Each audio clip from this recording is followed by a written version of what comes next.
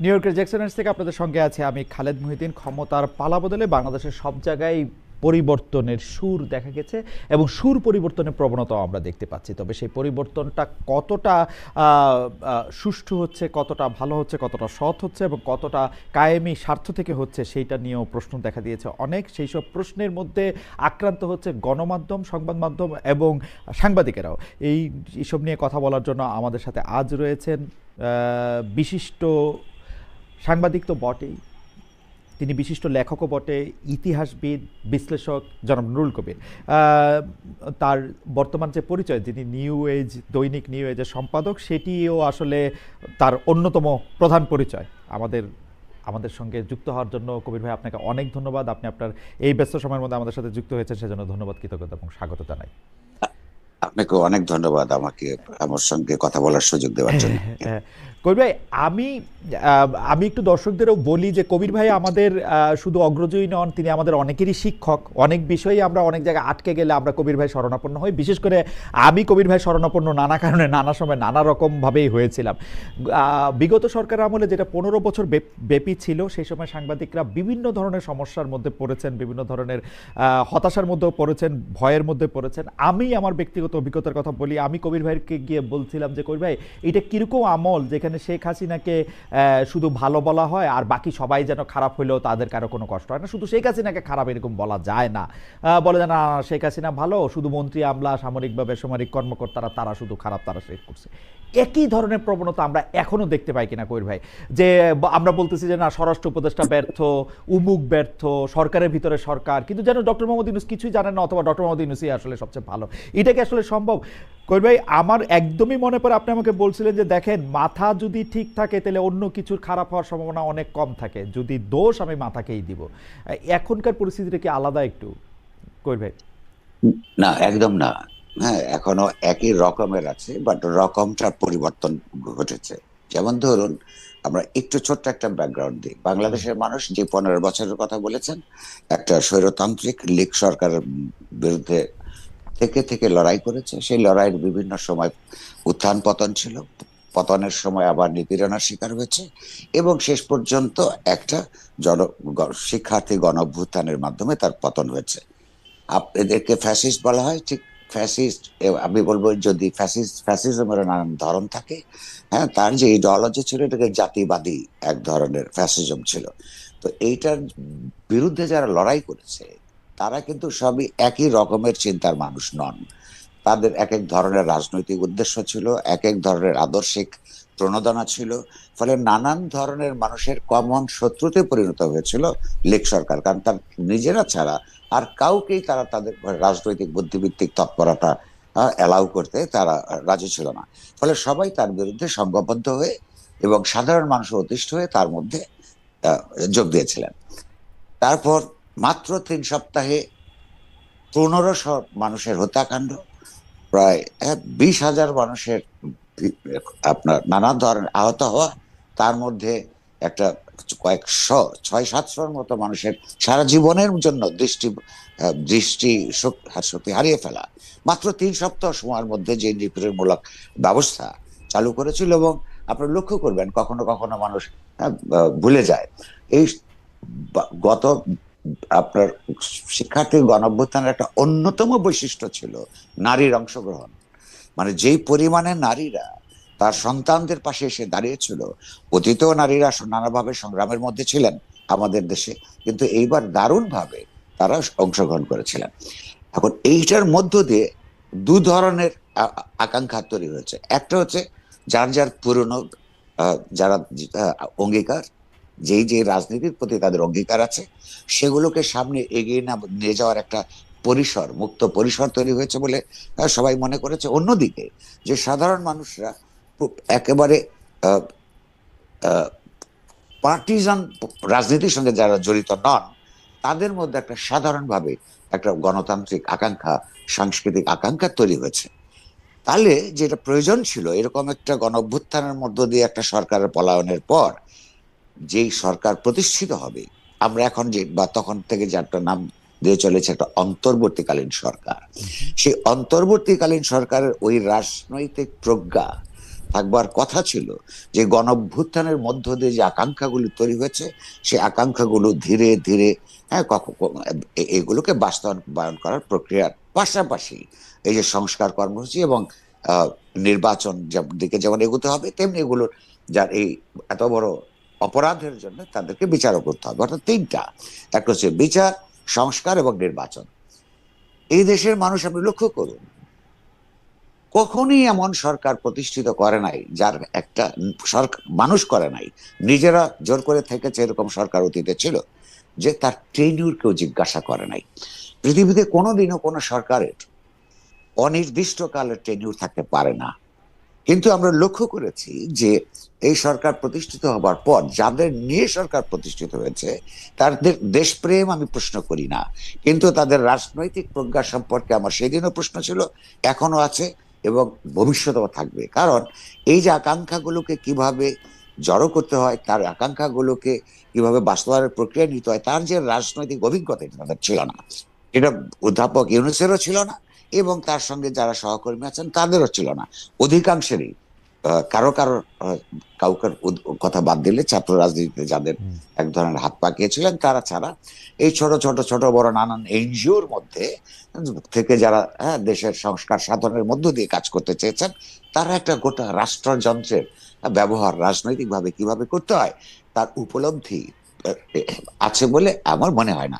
ফলে আজকে যে সমস্ত ফেইলিউর গুলি দেখছেন, মূলত তাদের যে রাজনৈতিক অভিজ্ঞতাহীনতা, তাদের যে রাজনৈতিক অঙ্গীকার, তার যে রাজনৈতিক দিক দর্শনের প্রয়োজনীয়তা পড়ে। রাষ্ট্র তো একটা পুরোপুরি রাজনৈতিক সংগঠন, তো এই সংগঠনকে কোন দিকে কিভাবে নিয়ে যেতে হয়, কিভাবে মতাদর্শিক উপাদানগুলোকে বাস্তবায়ন করতে হয়, সর্বোপরি এই অধিকাংশ মানুষ যারা বিভিন্ন দৃষ্টিভঙ্গি নিয়ে রাস্তায় নেমেছিলেন, তাদের মেজরিটি মানুষের কি আকাঙ্ক্ষা, তার যে রাজনৈতিক রূপ দেওয়া এবং সেই রূপকে বাস্তবায়ন করবার চিন্তা, চেতনা, অভিজ্ঞতা, আকাঙ্ক্ষা কোনোটাই তাদের ছিল না।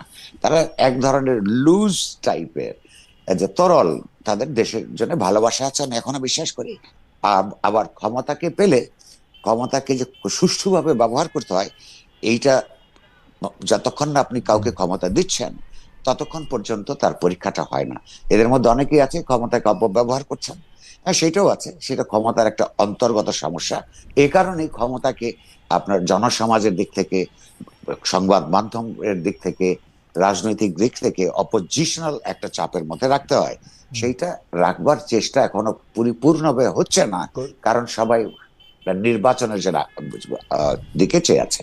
করবে ডক্টর মোহাম্মদ ইউনূসকে আপনার মনে হচ্ছে কিনা যে ক্ষমতার অপব্যবহার উনি করছেন, উনি উনার নিজের স্বার্থকে দেশের স্বার্থের চেয়ে বেশি সামনে রাখছেন? সেই স্বার্থের মানে আর্থিক স্বার্থ নাও হতে পারে, আপনি সেটা বলছেন, মানে হতে পারে যে তার কাছে যেটা আদর্শ মনে হয়। জি, ওনার একটা বড় ভুল উনি শুরুতে করেছেন। আমরা জীবনে প্রত্যেকেই ছোট বড় ভুলের মধ্য দিয়ে আমাদের জীবনে এগোয় অথবা পিছিয়ে যায়। ওনার এইটা স্বার্থবাদিতা আমি এখনো বলবো না, আমি বলবো যে একটা বিরাট ভুল তিনি করেছেন। এই যে ক্ষমতায় আসবার প্রায় সঙ্গে সঙ্গে গ্রামীণ সংক্রান্ত যতগুলো প্রতিষ্ঠানের পক্ষে উনি যে তার সমস্যার সমাধানের ক্ষেত্রে যে তড়িৎ বেগে কাজগুলি করেছেন, এইটা উনি ঠিক করেননি। কারণ হচ্ছে আপনি যখন অনেকের দায়িত্ব নেন এবং সমাজে যখন অনেক মানুষ ক্ষতিগ্রস্ত থাকে, আপনি সবার দায়িত্বটা শেষ করে নিজের দায়িত্ব গ্রহণ করা হচ্ছে যে কোনো মহৎ আদর্শের আপনার দাবি। তো উনি তার এই সমস্যাগুলো সমাধান করবার আগে তার আরো অনেকের সমস্যা, অনেক কোম্পানির সমস্যা, এগুলো সমাধানের দিকে যেতে পারতেন, কিন্তু এই তাড়াহুড়াটা তিনি করেছেন। আমার ধারণা যে এইটার জন্য তার সারা জীবন তাকে করে করে খাবে। উনি এখন ইতিমধ্যেই উনি বোঝেন কিনা আমি জানি না, এইটা তিনি করেছেন। কিন্তু তার মূল সমস্যাই হচ্ছে তার সরকারের ঠিক রাজনৈতিক দিকদর্শন না থাকা। তার একটা নন পলিটিক্যাল মাইন্ডস, তাদের নিয়ে সরকার গঠন করা এমন একটা সময় যখন বাংলাদেশে রাষ্ট্র ক্ষমতায় থাকা উচিত ছিল সব রাজনৈতিক ভাবে সবচেয়ে সংবেদনশীল, সবচেয়ে রাজনীতি সচেতন, ইতিহাস সচেতন যে সংগঠনটা হওয়া উচিত ছিল সরকার হিসেবে, সেটা হয় নাই। তারই দুর্ভোগ আমাদেরকে পোহাতে হচ্ছে।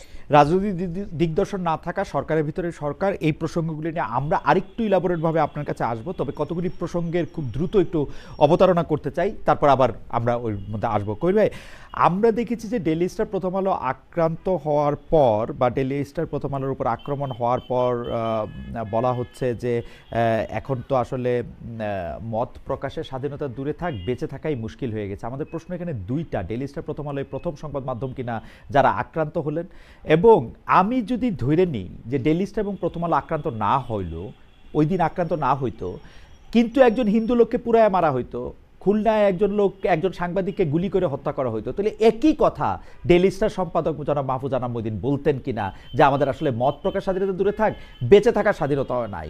মানে যে দুইটা পত্রিকা আমাদেরকে সবচেয়ে বেশি মানুষ পড়তেছে বলে দাবি করতেছে বা আমাদেরকে লিড করতেছে, তাদের সম্পাদকরা শুধু নিজেরা আক্রান্ত হওয়ার পরেই কি বুঝতে পারলেন যে দেশে আসলে মত প্রকাশের স্বাধীনতা নাই, বা এই প্রথম সংবাদ মাধ্যম আক্রান্ত হইল? এটা কিরকম?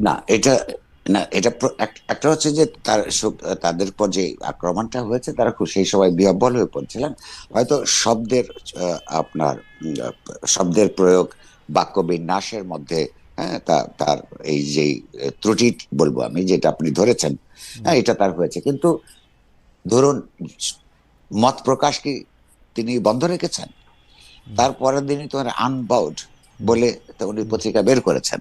অর্থাৎ ওইটা একটা দুঃখের কথা, সেই, হ্যাঁ, কষ্টের কথা।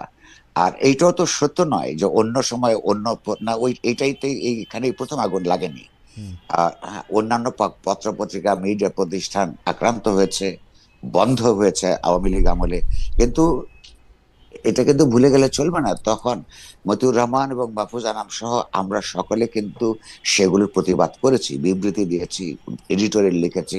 এই যে ধরুন, এই এখন যারা এইসব কথা বলছেন যে আমরা তখন করেছে কিনা, আসলে মানুষের আপনার শর্ট মেমোরির কারণে তখন কিন্তু তারা এটা দাঁড়িয়েছেন, কিন্তু যে এইরকম ভাবে দাঁড়ান নাই। কিন্তু আর এইরকম ভাবে এই ঘটনা তো ঘটেও নাই যে একটা বিল্ডিং এর মধ্যে উপরে ভেতরের লোক রেখে চারপাশ দিয়ে আগুন লাগিয়ে দেওয়া। অর্থাৎ একেবারে সেই ইউরোপে মধ্যযুগে যেভাবে ভিন্ন মতাবলম্বীদেরকে, হ্যাঁ, আপনার পুড়িয়ে মারা হতো, সেই পুড়িয়ে মারার যে পরিকল্পনা, এইরকম করে আপনি বিশ্বাস করবেন কিনা আমি জানি না, কারণ এরা এখনো এক ধরনের বিহ্বলতার মধ্যে আছেন। সেই দিন যদি আর 20 থেকে 25 মিনিট কিংবা আধ ঘন্টা যদি ছেলে মেয়েদেরকে উদ্ধার করা না যেত, তারা কিন্তু সেইখানে সাফোকেশনের কারণে শ্বাসরুদ্ধ হয়ে মৃত্যুবরণ করতো। তো এইটা এডিটর সাহেব যেদিন এটা শোনেন, সেই দিন তার যে যার সঙ্গে সবচেয়ে ঘনিষ্ঠভাবে কাজ করে তার ব্যাপারে তো সংবেদনশীলতা বাড়ে। হ্যাঁ, সেইটার কারণে হয়তো এটা বলেছেন, কিন্তু এটা মিন করেছেন বলে তো প্রমাণ নাই, কারণ তিনি তারপরও তো শুধু প্রথম আলোর জন্য বা ডেইলি স্টারের জন্য আসেন নাই, তো গোটা সংবাদ মাধ্যম প্রতিষ্ঠানগুলোর স্বাধীনতার জন্য বলেছেন, এবং নিজেরাও, হ্যাঁ, মরবার ঝুঁকি থাকলেও মত প্রকাশ বন্ধ করেন নাই। করবে, এইটা নিয়েও আমরা আসলে একটু পরে ইলাবোরেট আলোচনা করতে পারবো যে আমরা সাংবাদিকরা কখন কোনভাবে কোন নৈতিক অবস্থান নেই বা না আমাদের এজেন্ডা কায়েম করি কিনা। কিন্তু আমি আরেকটা প্রসঙ্গে আসতে চাই, কারণ এই প্রসঙ্গগুলি বলে রাখা দরকার। অনেকগুলি প্রসঙ্গ আছে। একটা হচ্ছে যে কবির ভাই, আমরা কিন্তু গত 15 মাস ধরে, যদি আমরা এই অন্তর্বর্তীকালীন সরকারের সময়টা 15 নাকি মানে প্রায় 1.5 বছরের মতো সময়, 15 মাস আমি কেন বলছেন, মানে আপনি জামায়াতে ইসলামীকে বা যারা ফার রাইটিস্ট আছে তাদের ক্ষেত্রে আপনার কিছু শক্ত অবস্থান আছে। ফার রাইটিস্ট বলেও আমি আসলে সংজ্ঞান করতে চাই, আমি জামাত ইসলামেই বলি। আপনার কিছু শক্ত অবস্থান আছে, আপনি কিছু ক্ষেত্রে তাদেরকে প্রকাশ্যে মুনাফেক বলেছেন, আপনি কিছু ক্ষেত্রে তাদেরকে বলেছেন যে তারা এই কাজটা ঠিক করছে না। জামাতে ইসলামী আবার একটা বিবৃতিও দিয়েছে, সেই বিবৃতি দিয়ে বলেছে যে আপনি অসত্য কথা বলেছেন। আমার প্রশ্ন এখানে করবে দুইটা, আপনাকে শিক্ষক হিসেবে এটা আমার প্রশ্ন, যে আপনি একজন সাংবাদিক, আপনি এরকম একটা দলের বিরুদ্ধে এরকম একটা অবস্থান আসলে আপনি নিতে পারেন কিনা, এইটা জার্নালিজমের দিক থেকে এথিক্যাল কিনা। দুই হচ্ছে, তারা যে আপনার বিরুদ্ধে অভিযোগ আনছে যে আপনি অসত্য কথা বলছেন, এইটা ঠিক কিনা, আপনি যদি আমাদের একটু বলেন। কবির ভাই। জি, ধন্যবাদ। এক নম্বর হচ্ছে যে আমি লিখিতভাবে বছরের পর বছর বলেছি, এবং আমি বক্তৃতা করতেও বলি, সাংবাদিকতা এক ধরনের রাজনৈতিক তৎপরতা। এই জন্য রাজনৈতিক তৎপরতা যে যে কোনো রাজনৈতিক আদর্শ কতগুলি সাংস্কৃতিক বুদ্ধিবৃত্তিক আপনার জমির উপরে দাঁড়ায়।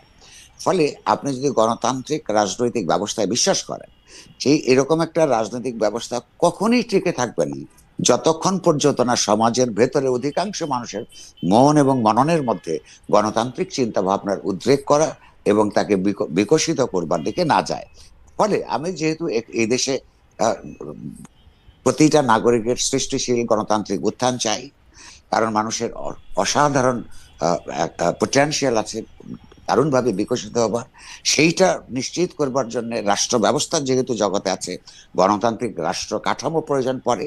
সেইটা গণতান্ত্রিক রাষ্ট্র কাঠামোর দায় যখন হয় অধিকাংশ মানুষের সমস্যার সমাধান প্রথমেই করা, আস্তে আস্তে গোটা সমাজের গণতান্ত্রিক রূপান্তর নিশ্চিত করা, সমাজে ন্যায় বিচার প্রতিষ্ঠা করা, সমাজের বৈষম্য দূর করা, এই রাজনৈতিক, এগুলি সবই রাজনৈতিক ব্যাপার। এই রাজনৈতিক মতগুলিকে সমাজে প্রতিষ্ঠা করতে না পারলে আপনার রাজনৈতিকভাবে গণতান্ত্রিক রাষ্ট্র প্রতিষ্ঠিত হয় না। ফলে এই ধরনের চিন্তার বিরুদ্ধে যারা আছে তাদের যে রাজনীতি, সেটাকে সমালোচনা করা ছাড়া আপনি একটা বুদ্ধিবৃত্তিক তৎপরতা পরিচালনা করা যায় না। এই কারণেই রাজনৈতিক সাংবাদিকতা মানে আসলে প্রত্যেকটা সংবাদপত্রের তাকে একটা করে এডিটোরিয়াল পলিসি আছে। প্রায় সবাই যে সেই পলিসিগুলি তো আসলে রাজনৈতিক, বুদ্ধিবৃত্তিক তো একটা তৎপরতা, একটা রাজনৈতিক তৎপরতা। সাংবাদিকতা একটা বুদ্ধিবৃত্তিক তৎপরতা, বা সেটা দুই ভাবে দেখা। একটা হচ্ছে যে মানুষকে আপনি তথ্য দিবেন, আপনি যখন তথ্য দিবেন তখন কোন অবস্থাতেই আপনি অসত্য কথা বলতে পারবেন না, এটাই সাংবাদিকতার নিয়ম থাকা উচিত। আর সেই তথ্যটা যখন আপনি বিশ্লেষণ করবেন, সেইটার প্রত্যেকেই আসলে আপন আপন রাজনৈতিক দর্শনের দিক থেকেই বিশ্লেষণ করে। আমিও তাই করি। জামায়াতের ব্যাপারে আপনি বলছেন না, যেমন আমি একটা লক্ষ্য করুন, পরিষ্কারভাবে আমার উপর সেই দিন যারা আক্রমণ করেছে সেখানে শিবিরের লোকেরা ছিল।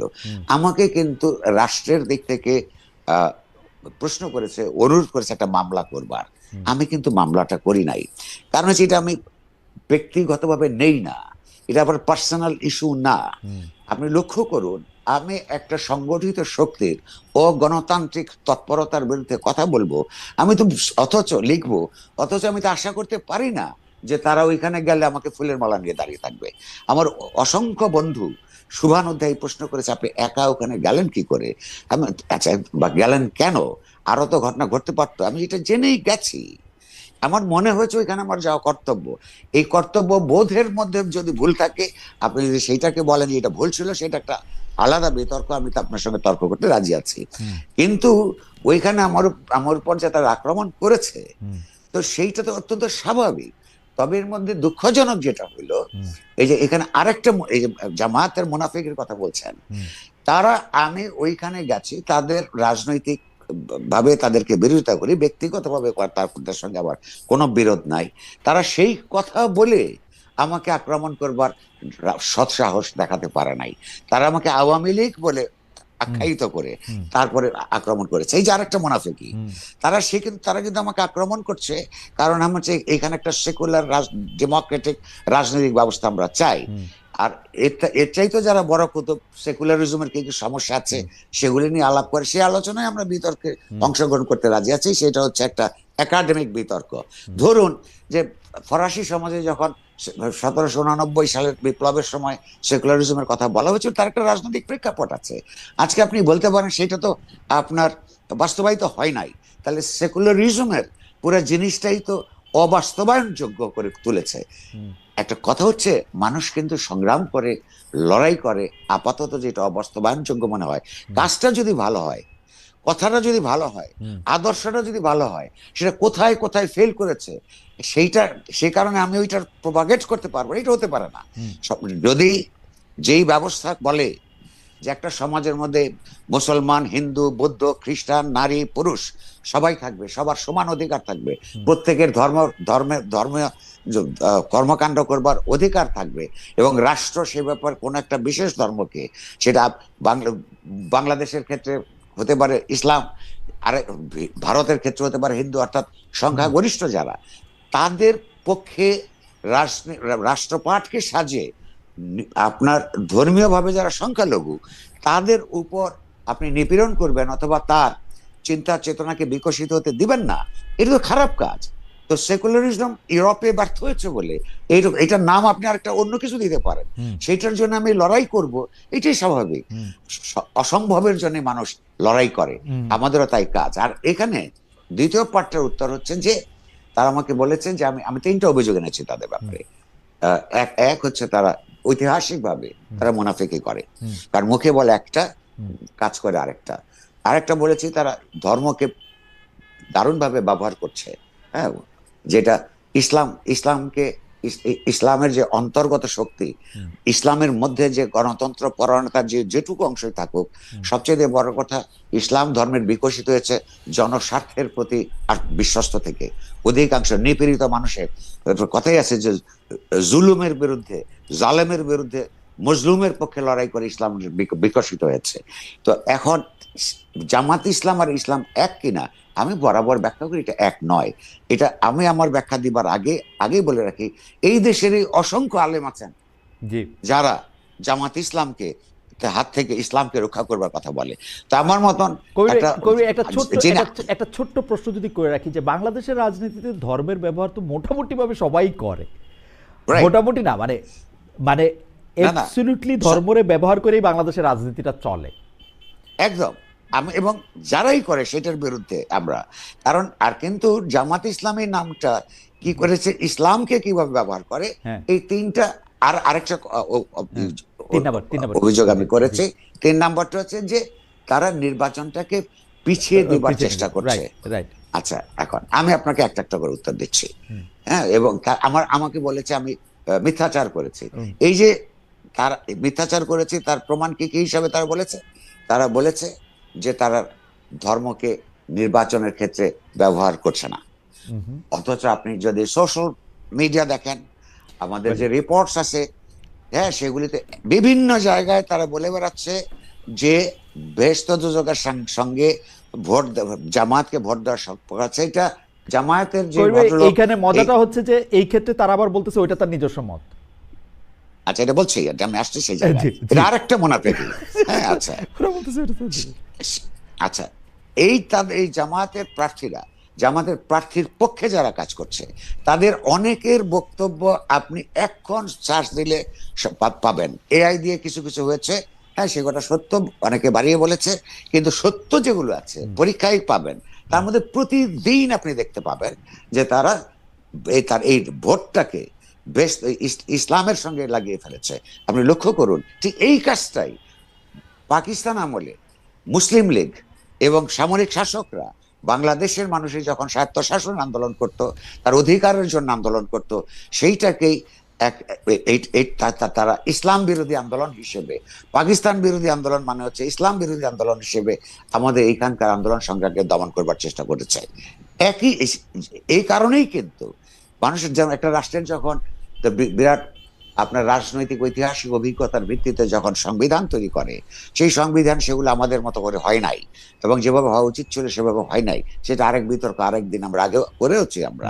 কিন্তু এই পার্টিকুলার পার্টটা দেখুন, 23 বছর ধরে যখন একটা রাজনৈতিক গোষ্ঠী, একটা জনগোষ্ঠী দেখেছে যে ধর্মের নামে আমাদের গণতান্ত্রিক অধিকারকে তারা পাকিস্তানি শাসক শ্রেণী আপনার নষ্ট করতে চেয়েছে, সেই কারণেই সেকুলার রাজনীতির কথা বলা হচ্ছিল, যাতে আর কেউ ধর্মের নামে আপনার এই রাজনীতিটা করতে না পারে। তো এখন আপনি কথা ঠিক বলেছেন, প্রত্যেকেই, এই আওয়ামী লীগ বলুন, বিএনপি বলুন, হ্যাঁ, তো তারা প্রত্যেকেই ধর্মকে রাজনীতিতে ব্যবহার করেছে, কিন্তু সেইটা দিয়ে ধর্মের ক্ষতি হওয়া ছাড়া, হ্যাঁ, আপনার গণতান্ত্রিক রাজনীতির বিকাশের অন্তরায় হওয়া ছাড়া আর কোনো কাজ হয় নাই। দ্বিতীয়ত, আপনি আর জামাত যেটা করেছে, জামাতে ইসলাম এবং ইসলামকে তারা একাকার করে উপস্থাপন করছে, এইটা বাংলাদেশের গণতন্ত্রের বিকাশের জন্য এবং ইসলামের জন্য। ইসলাম তো আমি বলছি যে জালেমের বিরুদ্ধে, জুলুমের বিরুদ্ধে মজলুমের লড়াই হওয়ার কথা। আপনি বলুন 1971 সালে এই দেশে যখন বাংলাদেশের স্বাধীনতা যুদ্ধ চলছে, এই জালেম কারা ছিল? পাকিস্তানিরা ছিল। সেই পাকিস্তানি শাসক সেনাবাহিনী ছিল। জামাত ইসলামী তাদের পক্ষে অবলম্বন করেছিল। এটা জালেমের পক্ষে দাঁড়ালো, নাকি জালেম যাদের উপর আপনার নিপীড়ন শুরু করলো, যেই নিরস্ত্র মানুষের উপর হত্যা, অগ্নিকাণ্ড, রেপ, সেই তাদের পক্ষে অবলম্বন করলো। তো এই কাজ করে তারা ইসলামের শক্তি নিজেকে কিভাবে নিজেদেরকে প্রচার করতে পারে এবং সে ইসলামের পক্ষে যায় কি করে, রাইট। কিংবা কিংবা ধরুন এই যে এখনো যে অভিযোগগুলি আপনি লক্ষ্য করুন, তো যে তারা তো মিথ্যাচার করে, এবং আপনি বলছেন যে তারা বলে যে ওইটা আমাদের তার ব্যক্তিগত মত। তো ব্যক্তিগত মত এইটাই সংখ্যা যদি তার কর্মীদের অধিকাংশ হয়, তাহলে তো হয় ওই কর্মীরা জামাত ইসলাম করে না, অথবা তিনি তারা এদের প্রতিনিধি নন, সেটা পরিষ্কার করতে কাউকে তো বহিষ্কার করতে আমরা শুনি নাই। হ্যাঁ, কিংবা তাদের বিরুদ্ধে তো কোনো মামলা রুজু করবার কথা শুনি নাই, যে তাদের যে রাজনৈতিক মত সেইটা অন্য কথা বলে তাদেরকে কলঙ্কিত করছে সমাজে, তাদের বিরুদ্ধে ভুলভাবে উপস্থাপন করছে, এইটা তো ঘটে নাই। ফলে এই কেবলমাত্র আমাকে একটা গালি দিবার জন্যই তারা এই গালিটা দিচ্ছে। নির্বাচনের ব্যাপারে ব্যাপারটা আমি মনে করি এটা আমার কাছে তথ্য যেমন আছে, বিশ্লেষণও আছে। তারা একটা হাইপ তুলবার চেষ্টা করেছিল, যা জানোবা যে এখনো করছে, যে আওয়ামী লীগকে আপনারা দেখেছেন, বিএনপিকে আমরা দেখেছেন। আসলেই তো আওয়ামী লীগ এবং বিএনপি তো বাংলাদেশের মানুষের সঙ্গে অনেক ব্যাপারেই বিশ্বাসঘাতকতা করেছে। তারা নানান ভাবে এক ধরনের কথা দিয়েছে, নির্বাচনের ম্যানিফেস্টোতে গিয়ে কাজ করেছে অন্যরকম। এই অভিযোগ তো আমাদের প্রত্যেকেরই আছে। যে কোনো আপনার ইনফর্মড, চিন্তাশীল, ইতিহাসবোধ সম্পন্ন মানুষ এইটা বলবে। তো আমরা এইটার বিকল্প চাই। এই বিকল্প তো আমরা তাদের চাইতে পশ্চাৎপদ কোন শক্তির উত্থানকে চাই না। তারা বলছে তাদেরকে পরীক্ষা করতে হবে, তো তাদেরকে পরীক্ষা তো করা হয়েছে। তারা 1971 সালে সবচেয়ে ইতিহাসে বড় পরীক্ষা দিয়েছে। এই দেশের মানুষ যখন সবচেয়ে বিপদের মধ্যে ছিল, সেই বিপদের মধ্যে তারা বিপদাপন্ন মানুষের বিরুদ্ধে ছিল। সেই 71 সালে আবার আপনার এই মালেক মন্ত্রিসভায় তাদের মন্ত্রীও ছিল এই তৎকালীন পাকিস্তান। আমার একটা ছোট্ট প্রশ্ন আছে, তার আগে আমি একজন দর্শকের মতামত আপনাকে একটু পড়ে শোনাই, তাহলে আপনি বুঝতে পারবেন যে আমাদের দর্শকরা কি ধরনের মতামত করতেছেন। উনার নাম আমি পড়তে পারতেছি না, মানে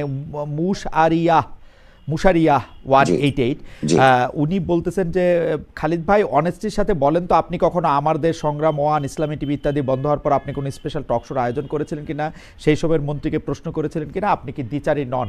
ভাই আপনার জানার জন্য আমি বলতেছি যে আমি করছিলাম অসংখ্য টক শোতে, এগুলি নিয়ে আমি প্রশ্ন করছি। সেই সময় এটা 5টা করে টক শো করতাম দিনে,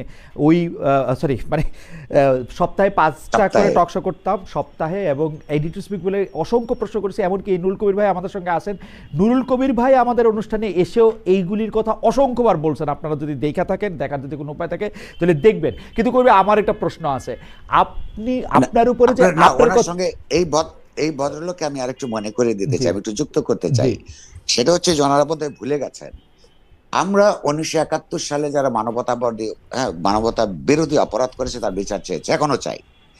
একই সঙ্গে তাদের ভুলে যাওয়া উচিত না, তাদের ব্যাপারে আইনটা যাতে স্বচ্ছভাবে প্রয়োগ হয়, আইনের যাতে অপপ্রয়োগ না হয়, সেইটা বলতে গিয়ে আমাকে আদালতে যেতে হয়েছে। আমার বিরুদ্ধে আদালত অপমাননার হচ্ছে অভিযোগ এসছে, আমাকে ভর্ৎসনা করা হয়েছে। কিন্তু তখনও কিন্তু তাদের ব্যাপারে বিচারটা যাতে অস্বচ্ছ না হয়, স্বচ্ছ এবং সঠিকভাবে হয়, তার জন্য কিন্তু যখন কেউ ছিল না, যখন বড় বড় এইখানে সমাবেশ হচ্ছে শাহবাগে, হ্যাঁ, তখনও কিন্তু আমি আবার তাদের অধিকারের জন্য লড়াই করেছি। তাদের আরেকটা মুনাফিকি হচ্ছে, হ্যাঁ, আমাদেরকে যেভাবে তারা চিত্রিত করতে চায়, হ্যাঁ, আমরা তাদের অধিকার রাখবার জন্য, আমি তো এটা ব্যক্তিগতভাবে নেই না, আমি বলছি তারা তাদের রাজনীতি করুন, কিন্তু সেই রাজনীতির ভুল ভ্রান্তি এবং স্বার্থ বিরোধীরা কোথায় সেটা আমাদেরকে বলতে দিতে হবে। তারা যেভাবে করছে, তারা বাক স্বাধীনতা বলতে তাদের স্বাধীনতাকে বোঝায়, আমরা বাক স্বাধীনতা বলতে আমার রাজনৈতিক প্রতিপক্ষের বাক স্বাধীনতাকে বুঝি। আমার মনে আসে যে আমি একটু খালি আবার যুক্ত করি যে 2024 সালের যে নির্বাচন হলো, সেই নির্বাচনের সময় আমি বেশ কয়েকটা বড় বড় মানুষের সাথে ইন্টারভিউ করছিলাম, এর মধ্যে নুরুল কবির ভাইও একজন। আপনারা সেই ইন্টারভিউটা এখনো ডিজিটাল ফুটপ্রিন্টে তো সবকিছুই রয়ে যায়, ডয়েচে ভেলে থেকে সেই ইন্টারভিউ নেওয়াতে কবির ভাই কিন্তু এই জামাতে ইসলামের রাজনীতি করার অধিকার এবং অন্যান্য ডানপন্থী জায়গা থেকে রাজনীতি করার অধিকার সম্পর্কে সবচেয়ে সচকিত এবং উচ্চকিত ছিলেন আওয়ামী লীগের আমলে। এই 2024-এর ইলেকশনে আমার ঠিক ডেট মনে পড়তেছে না, এটা জানুয়ারির 2 বা 3 তারিখের মধ্যে হবে। আমি কবির ভাইকে ইন্টারভিউ করছিলাম। কিন্তু কবির ভাই, আমার একটা প্রশ্ন আছে আপনার বক্তব্যের ক্ষেত্রে। আপনি বলছেন আপনাকে যারা আক্রমণ করছে, যে প্রথম আলো ডেইলি স্টার, আপনি তাদেরকে বলছেন যে তারা শিবিরের লোক। আমার প্রশ্ন হচ্ছে, সেইটাও আপনি কোনো প্রেজুডিস থেকে বলতেছেন কিনা? আপনি যেহেতু এখন জামাত শিবিরের উপর ক্ষিপ্ত হয়ে আছেন, আপনার যাকে পছন্দ হচ্ছে না তাকেই আপনি শিবির বা বলতেছেন কিনা? আমাদের দর্শকরাও জানতে চাইতেছেন আপনি তাদেরকে চিনলেন কি করে যে তারা শিবিরের লোক? একদম ক্ষিপ্ত হয়ে, প্রথম কথা আমি ক্ষিপ্ত হয়ে নাই, একদম না। আমি এটাকে আদর্শগত লড়াই হিসেবে দেখি, এবং কোন ব্যক্তির ব্যাপারে কোন ক্ষিপ্ত হওয়া আমার অভ্যাসের মধ্যে পড়ে না। আমি তো বললাম স্বভাবের মধ্যেই নাই, তাহলে তো আমি এটা মামলা করতে যেতাম। আচ্ছা, ইতিমধ্যেই যারা গ্রেফতার হয়েছে সেই দিনকার যেইখানে ওইখান থেকে স্পট থেকে যারা আপনার ছবি তুলেছে এবং ভিডিও করেছে, ওইখানে যারা উপস্থিত ছিল তাদের দু একজন গ্রেফতার হয়েছে। তাদের ফেসবুক পোস্টে তাদের পরিচয় আছে, নিজেরাই দিয়েছেন। তাদের মধ্যেই শিবিরের কর্মীরা, একাধিক কর্মীর নাম আছে, যেটার সঙ্গে তারা নিজেরাই শিবির বলেন। হ্যাঁ, সুতরাং আমি মোটেও না জেনে ভিত্তিহীনভাবে রাগ থেকে, ক্ষোভ থেকে কোনো অভিযোগ করি না। আমি এটা এইভাবে এটা বলবো কিনা আমি জানি না। ওকে, সারা জীবনে আমার সবচেয়ে প্রিয় দুইটা ব্যক্তিগত পর্যায়ে দুইটা মানুষ ছাড়া কারোর বিরুদ্ধে আমি কোনো ব্যক্তিগতভাবে রাগ করি নাই। আচ্ছা, তো প্রশ্ন হচ্ছে যে, আরে ওই অভিযোগটা ছোট্ট করে আমি উত্তর দিয়ে দিচ্ছি, যে তারা নির্বাচন পেছাতে চান কি চান না, এটা তারা বলছেন আমাকে অসত্যবাদী বলে, যে তারাই ফেব্রুয়ারি মাসে প্রথম নির্বাচনের কথা বলেছিল। কথা সত্য, এই পর্যন্ত সত্য। এই যে, কিন্তু তার যে মুনাফিকি স্বভাব, বলবে একরকম, কিন্তু ওই পাশাপাশি সময়গুলিতে তাদেরই বক্তৃতা বিবৃতি, যার ধরেন তাদের এখন এই মুহূর্তের রাজনৈতিক প্রতিপক্ষ তার পুরনো বন্ধু বিএনপি সংস্কার বাদ দিয়ে কেন নির্বাচনের জন্য পাগল হয়ে গেছে, এইটা এইরকম অসংখ্যবার তারা এগুলো বলেছে। যত বছর লাগে সংস্কারটা শেষ করা উচিত, এগুলো তাদেরই বক্তব্য। তারা নিজেদের ফাইল খুঁজলেই তারা পাবেন। ওইটা যখন ফেব্রুয়ারিতে যেমন চেয়েছে, আবার আর ডিসেম্বরে অন্যরা চেয়েছে বলে আপনার তাদেরকে গালাগালও দিয়েছে।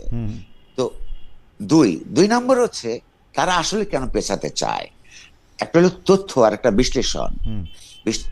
আপনি লক্ষ্য করুন যে হাইপ তুলেছিল তারা বুঝি বা ক্ষমতায় চলে যাচ্ছে।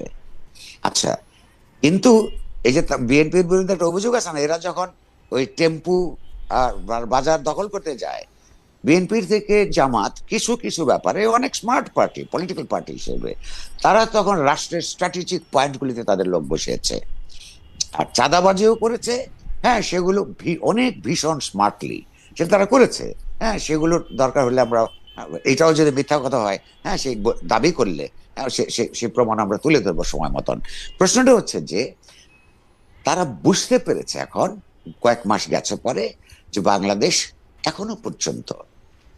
এখনো পর্যন্ত বাংলাদেশের অপরাপর যাবতীয় রাজনৈতিক দল, সংগঠন ইত্যাদির নানা ধরনের অন্তর্গত দুর্বলতা থাকা সত্ত্বেও বাংলাদেশের গোটা সমাজ, 18 কোটি মানুষের বৃহদাংশ এখনো পর্যন্ত জামাতের মতন রাজনৈতিক দলকে ক্ষমতায় দেখতে প্রস্তুত নয়। অর্থাৎ তারা ক্ষমতায় যেতে পারবে না। তাহলে কি করতে হবে তাকে? এই মুহূর্তে যেহেতু ডানপন্থী, তাদের প্রতি সহানুভূতিশীল ইউনূস সরকারের মধ্যে মন্ত্রী আছে, প্রশাসনের মধ্যে তাদের লোক আছে, ডিফ্যাক্টো ভাবে ক্ষমতায় থেকে আরো সুবিধা নেওয়া, তাদের রাজনৈতিক প্রতিপক্ষগুলোকে নানানভাবে আরো দমন করার জন্য যতটা সময় পায় তার জন্য ততটাই ভালো। ফলে সে প্রলম্বিত করতে চায়। এইটা খুব পরিষ্কার তথ্য হিসেবে আমি তো সাংবাদিক, তো আমি তো অ্যাপ্রেন্টিস রিপোর্টার থেকে সম্পাদক হয়েছি। ফলে আমাদের তো রিপোর্টারের সোর্স গুলি তো বন্ধ হয়ে যায় নাই। ফলে নানান জায়গায় সেই তথ্য হিসেবেও আমরা, এটা সরকার নিজেও জানে, সরকারের লোকেরা, সরকারের মধ্যে লোকেরা আমাকে জানিয়েছে যে তাদের কাজকর্ম, তাদের তৎপরতা, এগুলোর মধ্য দিয়ে বোঝা যায় যে তারা পথ করতে চায়। কেন পিছাতে চায়? তার কারণ হচ্ছে তারা জানে ক্ষমতায় যেতে পারবে না। ফলে যতদিন পর্যন্ত তারা এটা সুবিধাটা নিতে পারে সেটা তারা চায়। আর অন্য অপরাপর দলগুলির থেকে, এটা আমি জামাতের প্রশংসা করছি, তাদের তাড়াহুড়া কম। জামাতের তারা 50 বছর ধরে একটা বিপ্রতি পরিবেশের মধ্যে তারা কাজ করেছে। আবার সে খেয়াল করুন, থেকে থেকে গণ আন্দোলনের সঙ্গে অন্য পার্টিগুলির মত, অনেক বিশেষত আওয়ামী লীগের মতন, এরাই কিন্তু বিশ্বাসঘাতকতা করে তাদের পরিসরগুলো গেছে। 86 সালে তারা নির্বাচনে গেছে, 1986 সালে, যখন এদেশের ছাত্রী জনতা সেই নির্বাচনের বিপক্ষে ছিল। খেয়াল করুন, তারা তাদের সুবিধার বাইরে আপনার কখনই কাজ করার এই ব্যাপারে তারা স্মার্ট আছে। সেই স্মার্টনেসের জন্য শেষ পর্যন্ত তারা লাভবান হবে কি ক্ষতিগ্রস্ত হবে সেটা ইতিহাস নির্ধারণ করবে। সুতরাং আমাকে যে বললো তারা আমি মিথ্যাচার করলাম, সব করি তো সত্যি। আপনার কথা সত্যি ধরে নিয়ে কইরে আমি আপনাকে একদম মানে এই প্রশ্নটা করতে চাই যে ধরেন জামাত ক্ষমতায় যেতে পারবে না, এটা আপনি যেমন জানেন, ধরা যাক এটা যদি সত্য হয়, জামাতও জানে, এবং জামাত যে বারবার ক্ষমতা পিছাতে চাইতেছে, নির্বাচন পিছাতে চাইতেছে, সেটাও একটা কারণ। আপনি তো যুক্তি বুদ্ধি দিয়েই আপনি এটা বিবেচনা করলেন। তাইলে এটা জামাতের জন্য সবচেয়ে ভালো হইতো না বিএনপির সাথে তার পুরনো বন্ধুত্বটাকে একটু জাগিয়ে তুলে আবারও, এবং আপনি তার প্রশ্ন করলেন যে তার তাড়াহুড়া নাই, বিএনপির সাথে পুরনো বন্ধুত্বটাকে জাগিয়ে তুলে বিএনপির সহযোগী শক্তি হিসেবে থেকে থেকে আরও শক্তি সঞ্চয় করা এবং ক্ষমতার কাঠামোতে অংশ নিয়ে আর নিজেদেরকে আরো শক্তিশালী করা, যেমনটা তারা 2001 সালে করছিল, এটা তাদের জন্য ঠিক কাজ হইতো না? আমার এই প্রশ্নটা আমি এই কারণে করতেছি, কারণ আমি দেখতে পাইতেছি যে প্রথম আলো ডেলিশনের কথা আবার আসি, আমি জীবনে এরকম দেখি নাই যে বিএনপির আয়োজিত সভায় বা কোনো দলের আয়োজিত সভায়, মানে বিএনপির একজন ভারপ্রাপ্ত চেয়ারম্যান তিনি দেশে ফিরবেন, সেই সভার মধ্যে অংশগ্রহণ করে সম্পাদকরা কেন তারেক রহমানের আরো আগে আসা উচিত ছিল, তারেক রহমান আসলে দেশের কি হয়ে যাবে, এগুলি বলতে শুরু করছে, কারণ তারা দেখতে পাচ্ছে যে বিএনপি ক্ষমতায় আসতেছে। তো জামাতও তো এটা দেখে জামাতেরও তো একই কাজ করা উচিত ছিল, তাই না? আচ্ছা দেখুন, এটা 2-3 ধরনের উত্তর আছে, তবে একটা কথা বলে রাখি, আপনি কিন্তু গড়ে বলেছেন সম্পাদক ওখানে গেছে, আমি কিন্তু ওখানে যাই না, নাই। আমার সেটা প্রশ্ন আছে, লেজ আছে যে আপনি জান নাই কেন, হ্যাঁ। আপনাকে কি দাওয়াত দেয় নাই, নিমন্ত্রণ দেওয়া হয় নাই? না, না, দিয়েছে। আপনি তারা আপনি অত্যন্ত আপনি আপনি ভদ্রতার সঙ্গে দাওয়াত দিয়েছে। আচ্ছা, আপনাকে আমি আচ্ছা, বলছি, আচ্ছা। জামাতের কি করা উচিত ছিল আপনি প্রশ্ন করেছেন, এটা আসলে জামাতেই ভালো বুঝবে। না, জামাতের তবে যে দলের শেডো, মানে বিএনপির পিছনে পিছনে থাইকে জাতীয় পার্টি যেমন নিজেদের আখের গুছায় নিছিল, জামাতের মতো করে এটা করতে পারতো কিনা, যেহেতু যারা জানে যে তারা নির্বাচনে জিতবে না? আচ্ছা, জামাতের কিন্তু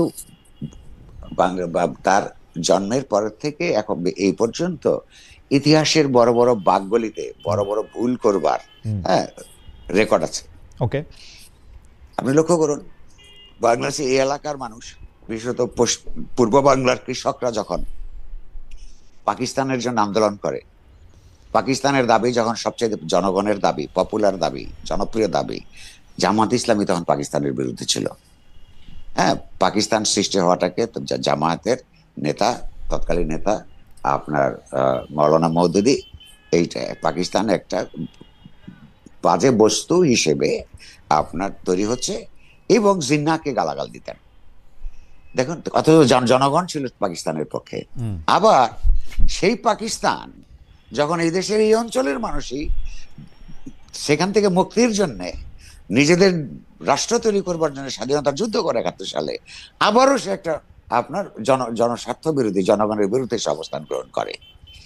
এই যে আপনার 1986 সালের নির্বাচন, তারপর স্বাধীন বাংলাদেশে, 86 যখন আওয়ামী লীগের নেতারা এখনো বোঝে কিনা যে 90 সালে তারা যে নির্বাচনে জিতে নাই, তার একটা প্রধান কারণ রাস্তায় এক সন্ধ্যার সময় বলেছে আগামীকাল যারা জাতীয় বিমান, এই কথা বলে পরের দিনে নির্বাচনে চলে গেছে। ওই কথাগুলো 90 সালের ইলেকশন পর্যন্ত এই দেশের মানুষ মনে রেখেছিল, তারা অপরাপর অন্যান্য কথা বাদ দিল। জামাত ইসলামও সেই রাস্তার জনগণের লড়াই বাদ দিয়ে ওখানে গেছে। এই যে এখনো এইবার এই যে একটা বিরাট ট্রানজিশনের সময়ে, হ্যাঁ, তার কিন্তু পুরনো অপরাধগুলিকে ধুয়ে মুছে মানুষের সঙ্গে মানবিক আচরণ করে, গণতান্ত্রিক আচরণ করে, হ্যাঁ, তার কিন্তু তার নিজের গা থেকে কিছুটা ময়লা দূর করবার চেষ্টা করতে পারতো। কিন্তু যে জামাতের ঐতিহাসিকভাবে ভুল করবার একটা প্রবণতা আছে। ইতিমধ্যেই জামাত শিবির বাংলাদেশের বিভিন্ন জায়গায় যে সন্ত্রাস তৈরি করেছে, ইতিমধ্যেই যে সমস্ত অসত্য কথা তারা মানুষকে বলে চলেছে, ইতিমধ্যেই ধর্মকে যারা উৎকটভাবে ব্যবহার করছে, এগুলির মধ্য দিয়ে আপনি বরং তার ব্যাপারে মানুষ ওই যে আওয়ামী লীগ বিএনপির বদলে তাকে পরীক্ষা করবে কিনা, ইতিমধ্যেই সে ভর্তি পরীক্ষা দিয়ে ফেলছে। এই পরীক্ষার মধ্য দিয়ে মানুষ বুঝতে শুরু করেছে যে ক্ষমতায় যাবার আগেই যদি তাদের এই অবস্থা হয়, তাহলে ক্ষমতার যদি রাষ্ট্র ক্ষমতা হাতে বলে তারা কি করতে পারে। জামাত আবার ভুল করলো, এই ভুল তারা ক্রমাগত করেই চলবে। করবে। আমি আরেকটা প্রসঙ্গ এখানে আনছিলাম, এটাও যদি একটু ছোট্ট করে বিএনপির কথা বলছেন। হ্যাঁ, তারেক সাহেবের আগমন নিয়ে সম্পাদক সাহেবরা, জি জি জি, এটা একটু যদি বলতেন। ছোট্ট রেসপন্স আমি আসবো এটিকে। আপনার বিএনপির সঙ্গে তার বন্ধুত্বটা ঠিক বা আরো অগ্রসর হলো না কেন? দুটো কারণ। একটা হচ্ছে জামায়াত যেহেতু নিজেদের ব্যাপারে অতি অতি কনফিডেন্ট হয়ে গেছিল, নিজেরাই পারবে বলে তাদের একটা ভুল ধারণা তৈরি হয়েছিল, সেটা যেমন ব্যাপার। তেমনি আপনার তার আবার পাশাপাশি তাদের সঙ্গে তারা যে এক ধরনের অ্যালায়েন্সে যেতে চায় না, এটা কিন্তু সত্য নয়। প্রথম দিকে তাদের কিন্তু সিট অ্যারেঞ্জমেন্টস এর প্রস্তাব, হ্যাঁ, জামাত এটা প্রকাশ্যে স্বীকার করে না, বাট আমি তথ্য হিসাবে জানি এই প্রস্তাব নিয়ে দুই পক্ষ আলাপ করেছে, এটার মধ্যে সমঝোতা হয় নাই। এটা হলো এক, চেষ্টা তারা করেছে। দুই, এবং সেটা লক্ষণ আমরা দেখতে পাই যে বিএনপি জামাতের আমির এবং নায়েবে আমির লন্ডনে গিয়ে দেখা করে এসেছেন তারেক সাহেবের সঙ্গে, সেটাও আমরা দেখছি ওই সময়ের মধ্যে হয়তো এই তথ্য এসছে। হ্যাঁ, জি, আচ্ছা, এটা যেমন একটা। তো এই জামাত যেমন নানান অপরাধ করেছে, অথচ অপরাধগুলির জন্য সে ক্ষমা চায় না, বরং সেগুলোকে নানানভাবে প্রলেপ দিয়ে আপনার ওইখান থেকে উদ্ধার পেতে চায়। বিএনপির কাছেও কিন্তু আমাদের সবার দাবি করা উচিত, আমি করেছি, যে এই যে জামায়াত যে তার এই আশ্রয় প্রশ্রয়ে, কখন আওয়ামী লীগের কিন্তু দীর্ঘতর সময় প্রায় 26-27 বছর তাকে যে প্রশ্রয় দিয়ে তাকে যে বিকশিত করবার প্রত্যক্ষ না হলেও অপ্রত্যক্ষ ভাবে পরোক্ষ অবদান রেখেছে, এখন তাকে গালাগাল দেয়, তার ওই ওই অতীত অন্যায় কিংবা ভুল তারা যেভাবে বলুক, সেইটার জন্য কিন্তু তার ক্ষমা চাওয়া উচিত। জামাতের শক্তি বৃদ্ধি তো হয়েছে, সত্য কথা, যে হ্যাঁ সেইটা যতটুকুই হোক না কেন, এই শক্তি বৃদ্ধির পিছনে জামায়াতের কথা বলছি, বিএনপির কিন্তু ভূমিকা আছে। বিএনপিরও উচিত যে হ্যাঁ তারা এই কাজটা অন্যায় করেছে, ভুল করেছে, হ্যাঁ সেইটা মানুষের কাছে স্বীকার করা, আর স্বীকার না করা পর্যন্ত আমি অনুরোধ করবো যে মানুষ যাতে তাদেরকেও ভোট না দেয়। ওকে কবির ভাই, আমি পরবর্তী প্রসঙ্গে আসি, সেটা আবার একটু রিপিটেশন হবে, কিন্তু দেশের মানুষের কাছে একটু প্রশ্ন করেছিলাম, দেশের সার্বিক আইন শৃঙ্খলা পরিস্থিতি নিয়ন্ত্রণে আছে মনে করছে নির্বাচন কমিশন। তো প্রিয় দর্শক, তাদের অবস্থান সঠিক বলে মনে করেন কিনা? শতকরা 14% মনে করেন তাদের অবস্থান সঠিক, শতকরা 86% মনে করেন সঠিক না। 32,000 দর্শক এখানে ভোট দিয়েছেন। কবির ভাই, আমি একটু সরকারের ভেতরে সরকারের প্রসঙ্গে আসি। আমরা দেখেছি যে মাহফুজ আলম সাহেব যখন বিদেশে আক্রান্ত হয়েছিলেন সরকারের উপদেষ্টা থাকাকালীন সময়, সেই সময় এনসিপির যে নেতা আছেন সে নাহিদ ইসলাম বলেছিলেন যে সরকারের ভিতরের সরকারের উপদেষ্টারাই কেউ কেউ তাকে হত্যাযোগ্য বা আক্রমণযোগ্য করে তুলেছে। পরেও সরকারের ভিতরে সরকারের কথা অনেকবার তারা বলেছে। আপনিও আপনার কথা আমি শুনছিলাম, আপনার সাক্ষাৎকার সম্ভবত মানজুর আল মতিনকে দেওয়া সাক্ষাৎকারে চ্যানেল 24-এ আপনি এরকম বলতেছিলেন যে সরকারের ভেতরের কিছু অংশ যে ওই সময় আসতে দেরি করেছে সেটা নিয়ে আপনার আর কোনো সন্দেহ নাই, এবং সরকারের ভিতরে এটা আছে। এই সরকারের ভিতরে সরকারটা আসলে কে, মানে কারা তারা? মানে সব জনাব নাহিদ ইসলাম, জনাব মাহফুজ আলম, এরা তো খোদ সরকারের মধ্যেই ছিলেন। এরা আবার এটা নামও বলতেছে না। এনসিপি আবার বারবার বলতেছে যে এই সরকারের অনেক কিছু, এনসিপি নেত্রী একজন, আমার নাম মনে পড়তেছে না, উনি বলছে যে এই উপদেষ্টাদের এইসব কিছু প্রকাশ করে দেওয়া হবে। এরা এই সরকারের ভিতরে সরকারটা আসলে কে, মানে কারা? দেখুন, আর্মি, ডিজিএফআই, জি, পুলিশ, যে আলাপটা করছি আমি, যে দেখুন দুটো, একটাও যে আমি যে ওইটা কথা বলেছি যে সরকার এটা হতে দিয়েছে, যে কারণ হচ্ছে আমি তো ওই ঘটনার একটা পর্যায়ে যখন আপনার ডেইলি স্টার অফিস প্রাঙ্গণে উপস্থিত হই, সেইখানে যখন এটা আপনার এই যে স্লোগান দিচ্ছে, তারপরে গাড়ি আসতে দিচ্ছে না, দমকল, তখন তো আমার অনেক মন্ত্রী সাহেবদের সঙ্গে ফোনে কথা হচ্ছিল। তারা অনেকে যে চেষ্টা করেছে তা নয়, কিন্তু দুটো ব্যাখ্যা আছে। একটা হচ্ছে যে তার আপনার কোনো নিয়ন্ত্রণ এই সরকারের কার্যকর নিয়ন্ত্রণ এই প্রশাসনের উপর নাই, কারণ হচ্ছে যে ওই যে নন পলিটিক্যাল লোক হইলে যা দাঁড়ায়। দ্বিতীয়ত হচ্ছে যে পরিমাণ সময় এখানে লাগলো, ততক্ষণ পর্যন্ত নিজেরা তারা ঘুষুর ঘাসুর করার পরিবর্তে আপনি লক্ষ্য করুন, তারপরে গতকাল পর্যন্ত মানে আজকে এই সন্ধ্যা পর্যন্ত তথ্যমন্ত্রী কিংবা কি বলে স্বরাষ্ট্রমন্ত্রীকে তো ওই ক্ষতিগ্রস্ত এলাকায় গিয়ে তাদের সঙ্গে ভিজিট করতে দেওয়া যায় নাই। তারা এমন এমন কি গুরুত্বপূর্ণ কাজ করেন যে দেশের দুইটা শীর্ষস্থানীয় পত্র পত্রিকার যেখানে আগুন দিয়ে পুড়িয়ে সাংবাদিকদের হত্যা করার চেষ্টা হলো, সেখানে তারা যেতে পারলেন না। তো এটা অনান্তরিকতারই এক ধরনের লক্ষণ, এবং ওইখানে ধীর গতিতে প্রশাসন রাষ্ট্র কাজ করছিল, তাতে বোঝা যায় এটা হতে দিয়েছে তারা, আমার এই ধারণা তৈরি হয়েছে। দ্বিতীয়ত হচ্ছে, আপনাকে আরো সহজ করে দিতে চাই, আমরা যখন আহ্বান জানালাম সকল পেশার লোকদের কাছে যে তারা আমাদের সঙ্গে যারা সংহতি প্রকাশ করতে এলেন, সেখানে এনসিপির নেতা নাহিদ কিন্তু বলেছেন সরকারের একটা অংশ এটার সঙ্গে জড়িত। এখন প্রশ্ন হলো যে আপনি লক্ষ্য করুন যে এই প্রশ্নটা আপনি আমাকে করছেন, আমি আপনার মাধ্যমে অনুরোধ করব এই প্রশ্নটা ইনুস সাহেবকে নিজেকে করতে। কেন? ইনুস সাহেব নিজে বলেছেন যে ছাত্ররা তাকে অ্যাপয়েন্টমেন্ট দিয়েছে, অ্যাপয়েন্টমেন্ট মনে আছে আপনার? Right, absolutely. আচ্ছা, আচ্ছা, সেই ছাত্ররা এখন বলছে, ছাত্রদেরই প্রতিনিধি নাহিদ, যে সরকারের লোকেরা আপনার লোকেদের একটা অংশ এখানে আছে, তাহলে এখন কি সেই ছাত্ররা তো তাদের সঙ্গে নাই, মানে মন্ত্রী পরিষদে নাই, তাহলে এই অ্যাপয়েন্টমেন্ট যারা দিল তারাও চলে গেল, এখন যারা আছে এটা কার লোক? লক্ষ্য করুন, আপনার প্রশ্নের উত্তর হচ্ছে যতই উনি বলুন না কেন ছাত্ররা তাদেরকে, আর প্রথম কথা হলো ছাত্ররা তাদের নাম প্রস্তাব করেছেন, ছাত্ররা তাদেরকে তার ব্যাপারে ভীষণ ভাবে চেয়েছেন, এই ব্যাপারে সত্য, কারণ তারা না চাইলে উনি নিশ্চয়ই প্রধানমন্ত্রী হতেন না।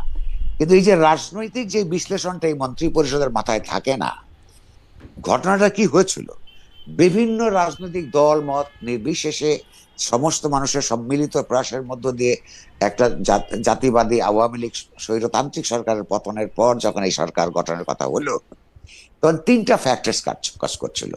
একটা হলো তখনও রাজনৈতিক দল হিসেবে অসংগঠিত এনসিপির নেতৃবৃন্দ, সমন্বয়ক। অন্যদিকে হচ্ছে তখনও পর্যন্ত বিরোধী দল হিসেবে বিএনপি, তারপরে বামপন্থী, ডানপন্থী, অপরাপর রাজনৈতিক দল, তারা সবাই একসাথে তার ব্যাপারে একটা অন্তর্বর্তীকালীন সরকার করার সিদ্ধান্ত নিয়েছিল। তারা যদি সেদিন তাকে না মানতেন তাহলেও কিন্তু হতো না। এবং এইটাকে ফ্যাসিলিটেট করেছিল সেনাবাহিনীর শীর্ষ নেতৃত্ব। এই তিনটা যদি একসাথে না হতো তাহলে সেই দিন তার নেতৃত্বে এই সরকার প্রতিষ্ঠিত হতো না। এবং এটা নিয়ে যদি আরো গন্ডগোল হতো বা সময় ক্ষেপণ হতো, আমার অনুমান তখন একটা মিলিটারি টেক ওভার হতো। এবং ওই পরিস্থিতিতে মিলিটারি টেক ওভার হলে এইটা খুব বেশি মানুষ আশ্চর্য হতো না। তাহলে এই যে ইউনূস সাহেব, যে তার যে রাজনৈতিক ন্যায্যতা, তার সরকারের ক্ষমতায় থাকার যে রাজনৈতিক ন্যায্যতা তৈরি হচ্ছে এই সমস্ত আন্দোলনের শক্তিদের সমন্বিত সমর্থনের ভিত্তিতে, ফলে তাদের রাজনৈতিক কর্মকাণ্ডকে গড় করে তাকে যে একটা রাষ্ট্র পরিচালনার ক্ষেত্রে নীতিমালা প্রণয়ন করতে হতো, এবং তার রিফ্লেকশন যদি পড়তো, সবাই যদি সন্তুষ্ট থাকতো, তাহলে তো আজকে যে নিরাপত্তাহীনতা তৈরি হচ্ছে এটা হতো না। এখন তারপরে উনি সরকার গঠনের সময় আপনি লক্ষ্য করুন তাদের অধিকাংশ হচ্ছে আওয়ামী লীগ আমলে উনি নিপীড়নের শিকার হয়েছেন। এই সরকারের অধিকাংশ হচ্ছে প্রতিদিন তিনি যখন আপনার কোর্টে হাজিরা দিতে যেতেন, তার সঙ্গে কিছু লোকজন থাকতো, আপনার মনে থাকবার কথা, সেই সঙ্গে থাকার লোকজন একটা বিরাট অংশ এখন মন্ত্রী পরিষদে উনি নিজের লোক ভেবেছেন। এক, তিনি যেটা বোঝেন নাই যে অনেকেরই আলাদা রাজনীতি আছে, আবার জামাতের কোটায়, বিএনপির কোটায়, কিছু হইলো অন্য মধ্যপন্থীদের কোটায়, তো সেখানে লোকজন আছে।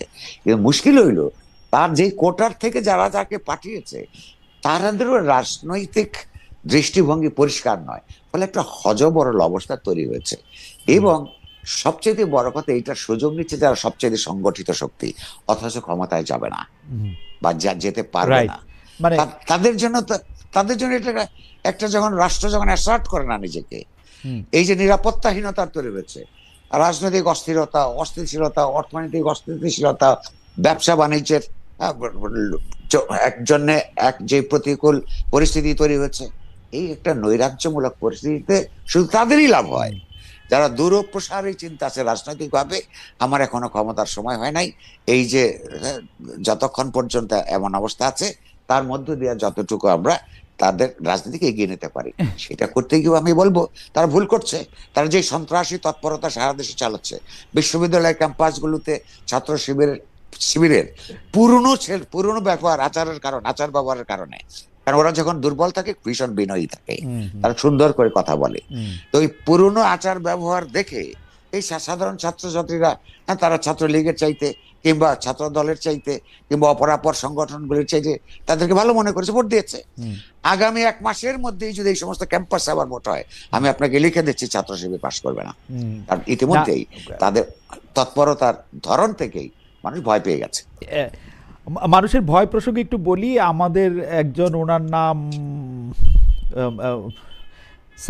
মোহাম্মদ মাঝখানে একটু পড়তে পারতেছি না, মজুমদার সব একসাথে লেখা। খালেদ ভাই আপনি ইদানিং ভয়ে ভয়ে কথা বলেন কেন? যাই হোক, আমার প্রসঙ্গ সেটা না। একজন মানে বেশ কয়েকজন দর্শক আমাদের এই প্রশ্ন করছেন যে বাংলা এডিশনের লাইসেন্স বাতিল নিয়ে আপনার অভিমত কি?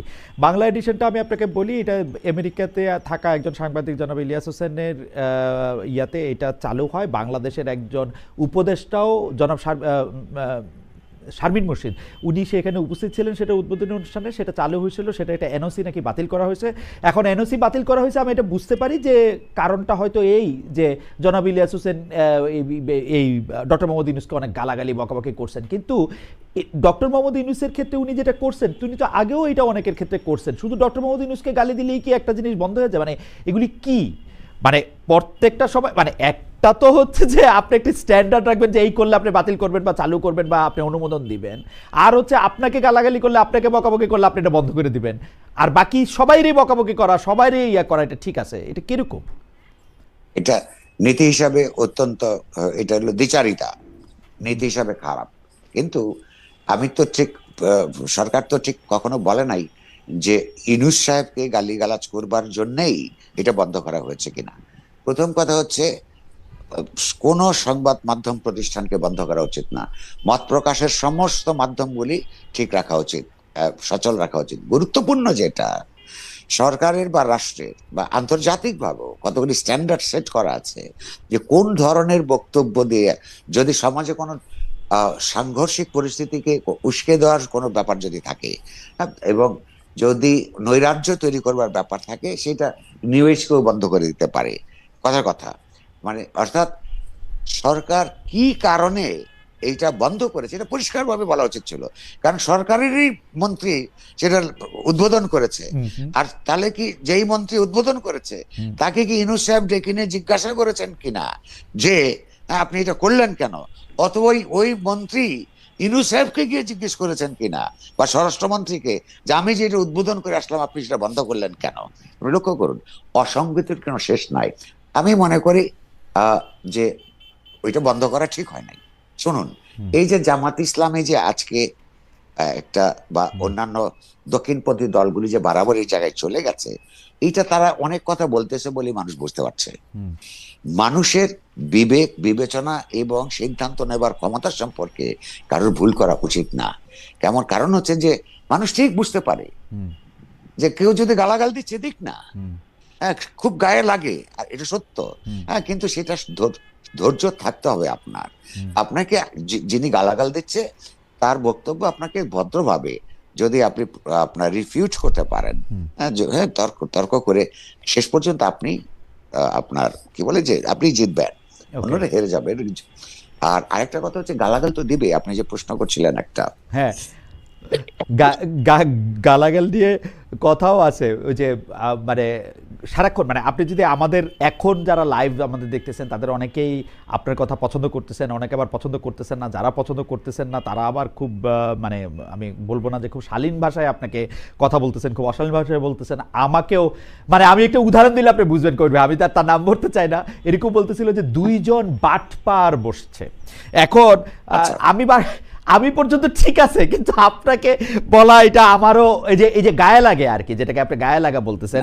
তার আগে যে আমি কমেন্টটা পড়লাম, আপনি ইদানিং ভয়ে ভয়ে কথা বলেন, দেখেন কমেন্ট আসে এরকম। ওনার নাম হাসনাত কিরণ 3719, তিনি বলছেন খালেদ এখন যে কমেন্ট পড়লেন সেটা যে আপনারই বট বাহিনীর করা কমেন্ট সেটা সহজেই বোঝা গেল।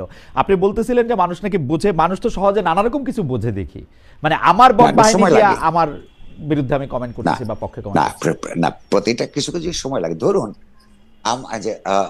আমার তো সন্তান সন্ততি আছে, মা বাবা ছিলেন, আমি খালি আমার মা মারা গেছে এটার জন্য এখন আমি কৃতজ্ঞ। মানুষের মা মারা গেলে কেউ কৃতজ্ঞ হতে পারে? মানে আচ্ছা, কেন আমার এই বৃদ্ধা মাকে জামাতের এই বটবাহিনী অশ্লীল ভাষায় এই বৃদ্ধা মাকে কত মানুষ কতবার যে বিছানায় নিয়েছে, আমি সৌভাগ্য আমার মার চোখে এটা দেখতে হয় নাই। তার সব কয়টা সন্তান ওই আমার, হ্যাঁ, কোনো মানুষের বিরুদ্ধে কোনো কিছু করে না, হ্যাঁ, মানুষের কল্যাণের জন্য চেষ্টা করে। তিনি নিজে এটা করেছেন। আর তাকে আজকে আমার রাজনৈতিক দার্শনিক সাংস্কৃতিক অবস্থানের কারণে যেই গালিগালাজ তারা দিচ্ছে, এটা আপনার শুনতে হচ্ছে। এখন মা আমাকে জিজ্ঞেস করলে আমি বলতাম, হ্যাঁ উনি এটা জিজ্ঞেস করেন নাই, কারণ তিনি জানেন ছেলেটা একটু লড়াকু টাইপ ছোটবেলা থেকে। তিনি আচ্ছা, আমার উত্তরটা খুব সোজা। বন্ধু বান্ধব জিজ্ঞেস করে, এই যে মানুষ তোমার একটা বিরাট অংশ মানুষ ঘৃণা করে, আমি জিজ্ঞেস করি বেশি সংখ্যক না কম সংখ্যক, ভালোবাসে কত কত সংখ্যক না বলছে সেটা অনেক সংখ্যক। যে আপনি একটা সমাজের মধ্যে ভেস্টেড ইন্টারেস্টের বিরুদ্ধে কথা বলবেন, এক সংগঠিত নৃশংস শক্তির বিরুদ্ধে কথা বলবেন, একটা বৈষম্য যুক্ত একটা সমাজের মধ্যে বৈষম্যের প্রতিষ্ঠাহীনতা জন্য, সাম্যের জন্য লড়াই করবেন, তাহলে আপনার শত্রু তৈরি হবে না। পাওয়ারফুল মহলে আপনি বুদ্ধিবৃত্তিক রাজনৈতিক তৎপরতায় থাকবেন, অথচ আপনি কিছু শত্রু সৃষ্টি করতে যদি আপনি না পারেন, অর্থাৎ আপনার কথা লেখা এগুলিতে কোনো রকমের সমাজে প্রতিক্রিয়া হয় না, তা সেই জীবন তো আপনার তাৎপর্যহীন। না অর্থাৎ না কবির ভাই, আপনাকে কবির ভাই আপনি আমার আচ্ছা শেষ করেন মিত্র বলি। সমাবেশ যেমন ঘটাতে হবে, তেমনি সমাজের যারা ইতিবাচক বিকাশের বিরুদ্ধে যারা থাকে তাদের শত্রু, তাদেরকে আপনি ওই জায়গায় যেতে হবে তারা আপনাকে শত্রু হিসাবে মনে করে, বাট সেই শত্রুতা মোকাবেলা করার জন্য আপনার মিত্র শক্তির সমাবেশ থাকাটাও গুরুত্বপূর্ণ। না কিন্তু কবির ভাই আপনার, আমি আবারও বলছি যে দর্শকদের কাছে বলি যে আমি তো অনেক সময় কবির ভাইয়ের কাছে গেছি ক্যামেরার বাইরে বা ক্যামেরার সামনে, রেকর্ডের বাইরে বা রেকর্ডের সামনে। কবির ভাই ওই সময় তো এইটা মোকাবেলা করার জন্য 15 বছর যখন গত সরকার ক্ষমতায় ছিল, আপনি তো আমাকে একটা টোটকা দিছিলেন যে আপনি খালি আপনার যে ব্যাংক স্টেটমেন্ট, যে আয়কর টাকা পয়সা, ওই জায়গাটা আপনি ঠিক রাখবেন, তারপর আপনি যা খুশি তাই বলেন, যা খুশি তাই আপনি সাংবাদিকতার এথিক্সের মধ্যে থাইকা সেটা আপনি করেন, আপনার কোনো ভয় পাওয়ার কারণ নাই।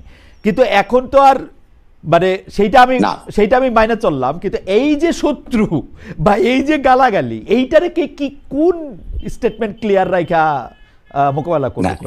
এইবার এই কারণে আমি আসছি, অর্থাৎ আপনার বিরুদ্ধে যখন আপনার সত্য কথনের জন্য যদি রাষ্ট্র নিজে নিপীড়নমূলক কাজ করে, তো রাষ্ট্র কখনোই এই পর্যন্ত হিটলার থেকে শেখ হাসিনা পর্যন্ত কেউ কখনো বলে নাই যে আমার সমালোচনা করে বলে তাকে আমি গ্রেফতার করেছি অথবা তাকে ভোগাচ্ছি।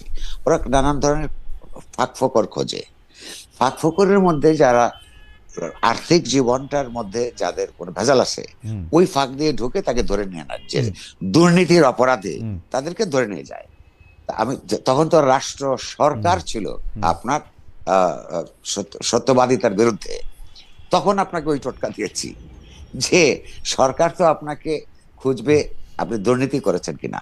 আপনি যদি উচিত কথা সমাজে বলতে চান, দুর্নীতির বাইরে থাকতে হবে, সেই ক্ষেত্রে আপনার জীবনে কষ্ট হবে। খাতা পরিষ্কার, অর্থাৎ সরকারের কাছে নিজের আমলনামা, জাগতিক আমলনামা, ধর্মের আমলনামা তো আরেকটা, রাজনৈতিক সাংস্কৃতিক আমলনামা পরিষ্কার থাকতে হবে, যাতে আপনাকে ধরে যদি, তাহলে আপনার কথার জন্যই ধরে, অন্য কোনো অজুহাত যাতে দেখাতে না পারে। এখন এইটা হচ্ছে যে ওই যে সংগঠিত শক্তি, তারা সরকারের মধ্যে আছে, সরকারের আপনার ছত্রছায়া আছে, হ্যাঁ, সে কারণে যেমন আইনের ল এনফোর্সমেন্ট নাই। এই যে আমার বিরুদ্ধে বলে দিল একটা কথা, ধরেন এইটা যে সরকার তো করছে না, অ্যাপারেন্টলি করছে সমাজে রাজনৈতিকভাবে সংগঠিত কতগুলো আপনার সহিংসতাবাদী নৈরাজ্যবাদী গোষ্ঠী। আচ্ছা, এখন এটার জন্য কি আমি খুব ওই কথাটা আবার খুব সরলভাবে নিলে অসুবিধা আছে, যে শত্রু সমাজে তৈরি করতেই হবে। শত্রু আপনার হয়ে যাবে, এদের একটা অংশ না বুঝে, ধরেন আমাদের সম্পর্কে জানে না, আমাদের কাজকর্ম সম্পর্কে ধারণা নাই, ফলে জামাত ইসলামী বা অপরাপর ডানপন্থীরা তাদেরকে যা বোঝায়, বা অপরাপর অগণতান্ত্রিক রাজনৈতিক শক্তি দ্বারা বোঝায়, সে কারণে করে। এই লড়াইটা দীর্ঘস্থায়ী, এই লড়াইটার কষ্ট আপনাকে করতে হবে। এটা কোনো নতুন না, সারা পৃথিবীতেই কিছু মানুষকে তার নিজস্ব চিন্তার পক্ষে দাঁড়াতে হয়েছে। হয়তো তারাও তাই মনে করে, তারা মনে করে যে তাদের চিন্তাটাই আমাদের যারা রাজনৈতিক প্রতিপক্ষ, দার্শনিক প্রতিপক্ষ, তাদের অনেকেই কিন্তু এই যে ডেডিকেশন নিয়ে গালাগালটা দেয়, ওদের একটা বিরাট অংশ মনে করার ঠিক কাজ করতেছে। কবির ভাই আমি এইখানে আপনার এটা ধৈর্য নিয়ে তাদেরকে বলতে হবে যে তোমার চিন্তা ভুল, তুমি যদি দেশটাকে ভালোবাসো, তুমি যে পদ্ধতিতে ভালোবাসো, সেই ভালোবাসাটা প্রতিষ্ঠিত হবে না। এটা এই পরিশ্রম করতেই হবে। না করবে আমি মানে যারা আপনি অনেকগুলি প্রেক্ষাপট করলেন, কিন্তু যারা আসলে আমাদের সমাজের ওপিনিয়ন লিডার বা মত মোড়ল আছেন, তারা কিন্তু এই অসহিষ্ণুতাকে বা এই ধরনের জিনিসগুলিকে অনেক ক্ষেত্রে উস্কে দিয়ে থাকেন। এই প্রসঙ্গে আমি আসবো, কিন্তু আমাদের দর্শকরা অনেকে এই প্রশ্ন করেছেন যে আজকেও আমরা দেখলাম যে একজন সাংবাদিক, তার নাম হচ্ছে নাজনীন আক্তার, তিনি নাজনীন মুন্নি, তিনি বলছেন নাজনীন মুন্নিকে বাদ দিন, না হলে প্রথম আলো ডেইলি স্টারের মতো আগুন লাগিয়ে দিব, এটা বলে তিনি ফেসবুক স্ট্যাটাস দিয়েছেন। অনেকে বলছেন আনিস আলমগীরকে গ্রেফতার করা হয়েছে, অনেকে বলছে যে আব্দুল নূর তুষার এবং জনাব মাসুদ কামাল, তারা যেহেতু অনেক কথা বলেন সেই জন্য তাদেরকেও আসলে পরবর্তী আক্রমণের শিকার হতে পারে। শাকিল এবং রূপা দম্পতি কারাগারে আছেন, হত্যা মামলায় জামিন হচ্ছে না, জামিনের জন্য মামলা উঠলেই সেটা নিয়ে আবার কথা হয়। আরও সাংবাদিক যারা আছেন, যারা সাংবাদিকতার জন্য যারা জেলে আছেন, তাদের ব্যাপারে আপনার মত একটু তারা শুনতে চান, যে আপনি তাদেরকে। আমার মত একান্ত পরিষ্কার, একাধিকবার বলেছি, লিখেছি, আবারও বলছি। সেটা হচ্ছে যে বাংলাদেশের দলীয় বুদ্ধিজীবিতার কারণ একটা প্রবণতা ধারা তৈরি হবার কারণে বিভিন্ন সময় বিশ্ববিদ্যালয়দের অধ্যাপক থেকে শুরু করে সাংবাদিক পর্যন্ত বিভিন্ন সময় সরকারের সঙ্গে অযাচিতভাবে খামোকাই কিছু সুখ সুবিধার জন্য আপনার দালালি করেছে। কিন্তু আমি মনে করি রাজনৈতিকভাবে দালালি করা একজনের অধিকার, যতক্ষণ না আপনি হইলো খুন খারাপি করছেন। এই যে সাংবাদিকদেরকে নিয়ে গেছে, সেই সাংবাদিকদের বিরুদ্ধে খুনের মামলা আছে, ধরে নিয়ে গেছে। আমরা সরকারের সঙ্গে কথা বলেছি যে তারা যদি দুর্নীতি করে থাকে, তারা যদি হত্যাযজ্ঞের ক্ষেত্রে উস্কানি দিয়ে থাকে, ইনসাইটমেন্ট, এটা ফৌজদারি অপরাধ, এইসব অপরাধে যা যা আছে সেটার জন্য আপনারা সুষ্ঠুভাবে সেইটা ইনভেস্টিগেশনের সাপেক্ষে বিচার করেন। কিন্তু তার খুন করেছে সরকারের লোকেরাও জানে যে এই মিথ্যা মামলা, এই মিথ্যা মামলাগুলি তাদেরকে প্রত্যাহার করার জন্য আমরা বহুবার অভিযোগ জানিয়েছি, ব্যক্তিগতভাবে, অর্থাৎ নিউজ পত্রিকার সম্পাদক হিসেবে বলেছি, পত্রিকার সম্পাদক পরিষদের তরফ থেকে বলেছি। সরকার আপনার আমাদেরকে কথা দিয়েছে করবে, কিন্তু সরকার সর্বশেষ বলেছে আমরা প্রকাশ্যে সেই বিষয়ে এই সরকার কোনো ন্যূনতম পদক্ষেপ গ্রহণ করে নাই। আমি আবার এটার প্রতিবাদ করছি, এটার পক্ষে জনমত সংগঠিত করবার প্রয়োজন বলে বোধ করছি। কারণ ফৌজদারি অপরাধ যে করে নাই, একটা লোক কোন সরকারকে নিঃশর্তভাবে সমর্থন করবে কিনা, এটা তার আত্মমর্যাদা বোধের সঙ্গে, তার রাজনৈতিক দর্শনের সঙ্গে জড়িত। সেইটার কারণে তো আপনি মামলা করতে পারেন না। হ্যাঁ, তাহলে তার জগতে খুব জগৎ জটিল হয়ে যাবে। কিন্তু সরকারি তৎপরতায় যদি তার কোনো ফৌজদারি অপরাধ থেকে তাকে বিচার হোক। আর এখন যারা হুমকি ধামকি দিচ্ছে, আমি তো আবারও বলছি, একটা জাতিবাদী ফ্যাসিস্ট সংস্কৃতি থেকে এখন একটা ধর্মবাদী রাজনৈতিক আপনার ফ্যাসিবাদী সংস্কৃতির মধ্যে আমরা এসে পড়েছি। এই সময়টা অত্যন্ত খারাপ, একটা ট্রানজিশন দরকার, একটা জবাবদিহিতামূলক গণতান্ত্রিক সরকার প্রতিষ্ঠা খুব জরুরি। এই নির্বাচিত সরকার প্রতিষ্ঠিত হলে এই দেশে দুধের নহর বইবে, এইরকম কোনো কল্পনা করবার জন্য দুর্বুদ্ধিতা আমার নাই। কিন্তু এই সরকারকে আপনি কোথা থেকে বলবেন? একটা পার্লামেন্ট নাই যে তাকে সমালোচনা করবেন, জনসভা ডেকে আপনার আমার কোনো কথা বলবার অবস্থা নাই। রাজনৈতিক দলগুলো যার যার মতন করে তার এজেন্ডা নিয়ে যাচ্ছে। হ্যাঁ, তারা কিন্তু আমরা যখন বিপর্যস্ত বোধ করেছি, তারা এসছেন, কথা বলছেন। আমি মনে করি যেখানে গণতান্ত্রিক চিন্তার পক্ষে আপনার বৃহত্তর ঐক্য এখানে গড়ে উঠবে, এবং শেষ পর্যন্ত সেটাই একটা দেশের জন্য ভরসা। না, কিন্তু কবির ভাই, আমি এই প্রশ্নটা একটু করতে চাই যে যারা আমাদের ওপিনিয়ন লিডার বা মত মোড়ল, তারা তো আমরা যেরকম একটা মানে মানে যেরকম একটা সমাজ চাই যেখানে সব মানুষের কথা সব মানুষ শুনবে বা মেনে নিবে, এটা সহনশীলতা দেখাবে, তারা তো আমি আমি আমি দুইটা ক্লাসিক কেস বলি, তারাই তো আসলে এগুলিকে অনেক সময় ফেসিলিটেট করতেছে বা তারা এগুলিকে ভালো বলতেছে। যেমন আমাদের প্রেস সচিব যিনি আছেন, প্রধান উপদেষ্টার প্রেস সচিব জনাব শফিকুল আলম, তিনি নামি আন্তর্জাতিক গণমাধ্যমে কাজ করেছেন, সুনামের সঙ্গে কাজ করেছেন। সেই শফিক ভাই কিন্তু এর আগে যখন আমরা অভিযোগ করেছি, আপনি যখন অভিযোগ করেছেন, তখন এটাকে প্রেশার গ্রুপ বলেছেন, মব মানতে চাননি, মানে খুবই স্ট্রেট ফেসে নানা ধরনের কথা বলেছেন।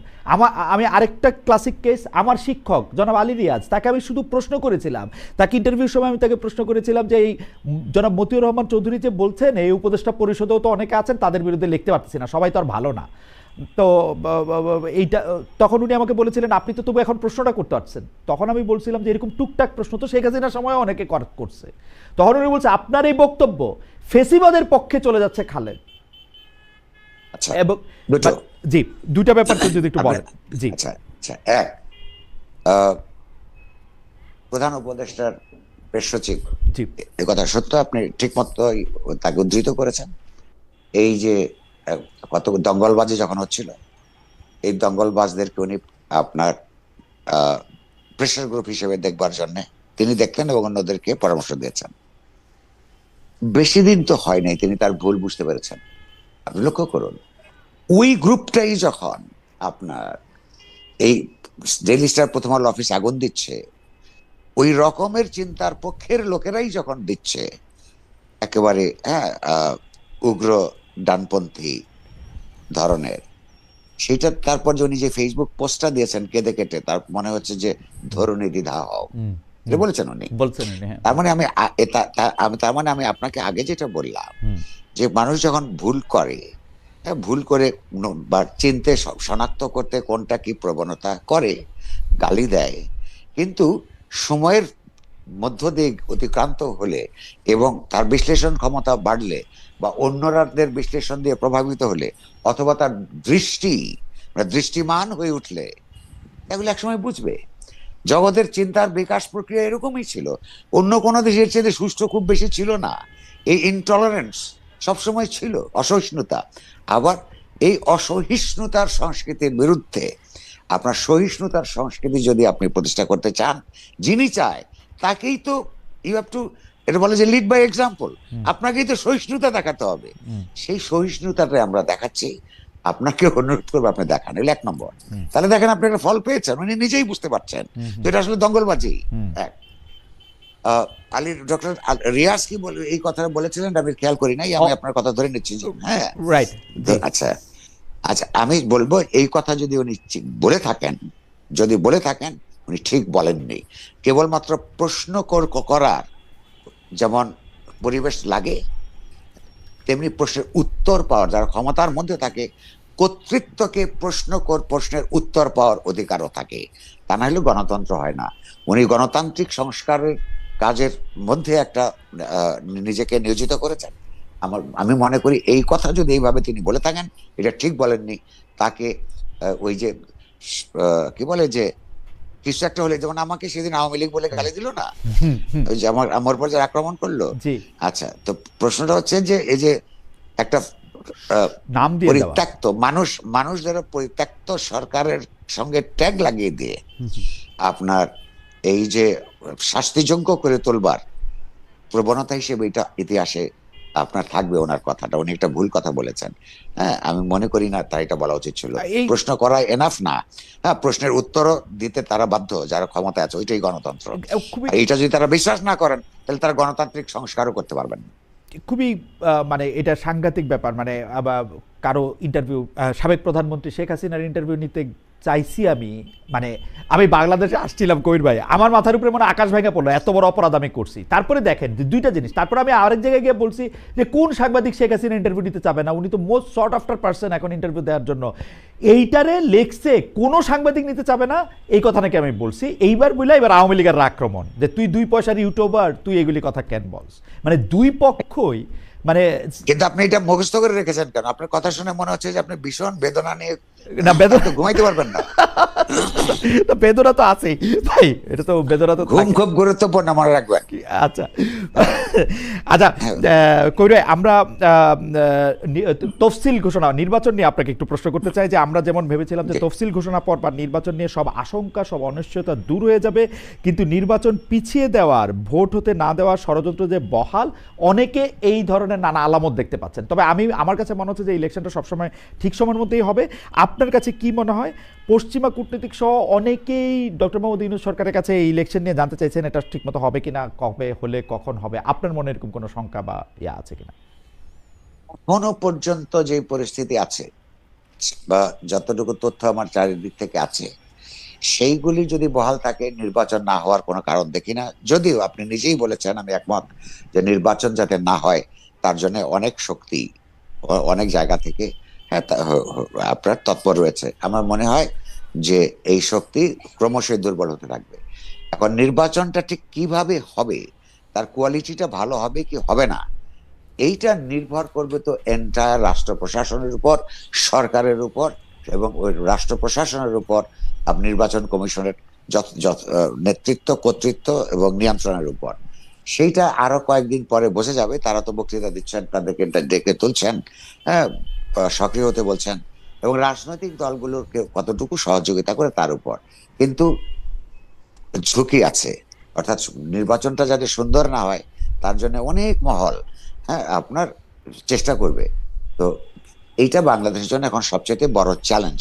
এই জায়গাটা সবাইকে আপনার সম্মিলিতভাবে যদি মোকাবেলা করতে পারে তাহলে আরেকটা জিনিস হবে। তবে এর আগে আপনি একটা প্রশ্ন করেছিলেন যে তারেক রহমান ফিরে আসার মধ্য দিয়ে কি হবে কি হবে না। এইটা তারেক রহমান ফিরে আসার মধ্য দিয়ে আমি মনে করি তার নিজস্ব রাজনৈতিক দলের কিছু উপকার হবে। আর এই যে ব্যক্তিতন্ত্র, মানে তিনি ফিরে আসছেন, এইটার কারণেই কেবলমাত্র বাংলাদেশের সব সমস্যার সমাধান হয়ে যাবে, এইটা আমি বিশ্বাস করি না।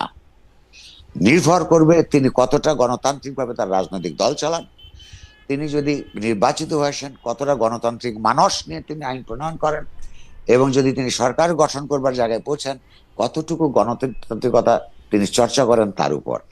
এই যে ইতিহাসের কাল্ট নির্মাণ করার যে একটা প্রচেষ্টা হচ্ছে, সেখানে আমি ইন্ধন দিতে রাজি নই বা ওইটার অংশ হতে রাজি নই। কাল্ট দিয়ে কিছু হয় না। আমার কিন্তু এই বিষয়টা নিয়ে আরেকটা প্রশ্ন ছিল কই ভাই, নানা রকম বিশ্লেষণে এই সরকারকে সব মানে দুর্বল সরকার মনে হচ্ছে, দুর্বল থেকে তা ওই সরকার আরো দুর্বল হচ্ছে, মানে তার যে গ্রিপ, সেই গ্রিপ আরো আলগা, মুঠি আরো আলগা হচ্ছে। তারেক রহমান সাহেব দেশে ফিরলে এই মুঠি কি আরো আলগা হবে? মানে এই 2 মাস কি এই সরকারের পক্ষে একটা সরকার চালাইতে গেলে যেরকম নিয়ন্ত্রণ বা ইয়া থাকা দরকার, সক্ষমতা থাকা দরকার, সেটা কি আরো কমবে? আপনার কি মনে হয়? ওই যে আমি আগে বলছিলাম যে এখনো পর্যন্ত উপাদানগুলি মনে আছে, এই উপাদানটা একটু ব্যাখ্যা করি তাহলেই হবে ছোট করে। জি, 3টা শক্তির প্রতীক হিসেবে এখানে উপস্থিত আছেন সরকারের বা রাষ্ট্রের সরকারের দিক থেকে প্রফেসর ইউনূস, প্রধান উপদেষ্টা, রাজনৈতিক দলগুলোর তরফ থেকে প্রধানত বিএনপির তারেক রহমান, এবং সশস্ত্র বাহিনীর পক্ষ থেকে সেনা প্রধান। এই 3টা শক্তি এই মুহূর্তে সবচেয়ে গুরুত্বপূর্ণ। এটা তারা কেন গুরুত্বপূর্ণ হওয়া উচিত কিনা সেটার আরেকটা তর্ক। আমি তো এই যে রাষ্ট্র ব্যবস্থাকে অগণতান্ত্রিক মনে করি। এই রাষ্ট্র পার্টি আমি চাই না নতুন গণতান্ত্রিক রাষ্ট্র চাই, সেটা একটা আরেক আলাপ। প্রশ্নটা হচ্ছে যে নির্বাচনের জন্য এই 3টা ফ্যাক্টর যদি এক থাকে তাহলে নির্বাচনটা হবে। ফলে আমি মনে করি অধ্যাপক ইউনূস, তারেক রহমান এবং জেনারেল ওয়াকার, এই 3 জনের মধ্যে যদি একটা ভালো সমঝোতা থাকে, এই সমঝোতারা যখন সমাজ টের পাবে, অপরাপর শক্তিগুলি যখন টের পাবে, তখনই নির্বাচন বিরোধী তৎপরতা দুর্বল হয়ে আসবে। আবার সেইখানেই আবার নির্বাচন কমিশনও ওই প্রশাসনের উপর তার কর্তৃত্ব চর্চার জন্য আপনার শক্তিমান হবে। ফলে এই কারণেই বলছি যে এদের মধ্যে যাতে ভাঙন ধরে সেটাও চেষ্টা করার লোকজন আছে। এটা আমরা মাঝে মধ্যে নানান লক্ষণ দেখি। ইউনূস সাহেব যদি নির্বাচনটা সত্যিকার অর্থে করতে চান, অর্থাৎ তার যে সমস্ত লোকেরা নির্বাচনটাকে প্রলম্বিত করে আরো কিছুদিন ক্ষমতায় থাকতে চান, অথবা ক্ষমতার বাইরের যারা এই ক্ষমতাকে ব্যবহার করে নিজেদের রাজনীতিকে এগিয়ে নিতে চান, তাদেরকে যদি নিয়ন্ত্রণে আনতে পারেন এবং অন্য 2টা ফ্যাক্টরের সঙ্গে একটা সমঝোতার মধ্য দিয়ে ইলেকশনটা করার উদ্যোগ নেন, তাহলে সফল হবে। তা নাহলে বাংলাদেশের কপালে আরো অনেক দুর্ভোগ থাকবে। আমার মনে হয় না যে তারা এই তিন পক্ষে এটা বুঝতে পারবেন এবং বাংলাদেশের মানুষকে এই দুর্ভোগের মধ্যে ফেলবেন না। আমার সর্বশেষ প্রশ্ন, অনেকেই বলতেছেন যে এই দেশের সরকারে যে ইন্টারিম গভর্নমেন্টটা ছিলেন তাদের মধ্যে কেউ কেউ আসলে বিদেশে আশ্রয় নিতে হবে, কেউকে পালিয়ে যেতে হবে, এটা অনেকে মানে কি মানে এনসিপির পক্ষ থেকে বলা হয়েছে, বিদেশি ইনফ্লুয়েন্সারের পক্ষ থেকে বলা হয়েছে, নানা লোকদের পক্ষ থেকে বলা হয়েছে। আপনার কি এরকম কোনো কিছু মনে হয়? আমার প্রশ্ন, ডক্টর মোহাম্মদ ইউনূস ক্ষমতা হস্তান্তরের পরে কি তার যে স্বাভাবিক কার্যকর্মগুলি সেগুলি করতে পারবেন, তার উপদেষ্টারা করতে পারবেন? কেন আমি এই প্রশ্নটা করতেছি, কারণ আমারও শেষ দিকে মনে হইতো, শেষ দিকে না, শেষ 2-3-4 বছরে মনে হইতো যে শেখ হাসিনার জন্য কোনো এক্সিট প্ল্যান নাই। এইটাও ওনাকে আসলে অনেক দুর্বল, আপাত দুর্বল, কিন্তু অন্যান্য জায়গায় অনেক নিষ্ঠুর করে তুলতেছে। ডক্টর মোহাম্মদ ইউনূস এবং তার উপদেষ্টাদেরও কি এই ভয় আসে কিনা যে এক্সিটটা? আমার এখন তারা যদি মোটামুটি সুষ্ঠুভাবে একটা নির্বাচন করে দিতে পারেন, হ্যাঁ, তাহলে মানুষ আর কে ওই ইউনূস সরকারের মধ্যে ছিল এটা মনেও রাখবে না। এবং তারা যে অদক্ষ, এই অদক্ষতা মানুষ এখন মেনে নিয়েছে। কেবলমাত্র অদক্ষতার কারণে হ্যাঁ তাদেরকে কেউ হুমকির মধ্যে ফেলবে আমার মনে হয় না। কিন্তু এদের মধ্যে যদি কারোর কোনো দুর্নীতিগ্রস্ততার প্রমাণ যদি বেরিয়ে যায়, হ্যাঁ, তাহলে মানুষ তাদেরকে শান্তিতে থাকতে দিবে না, এটুকু আমি বলতে পারি। কারণ কি, সবার কাছ থেকে মানুষ একই জিনিস আশা করে না। হ্যাঁ, তার অন্তত ধরে নিয়েছে যে এটা ব্যক্তিগতভাবে তার সৎলোক।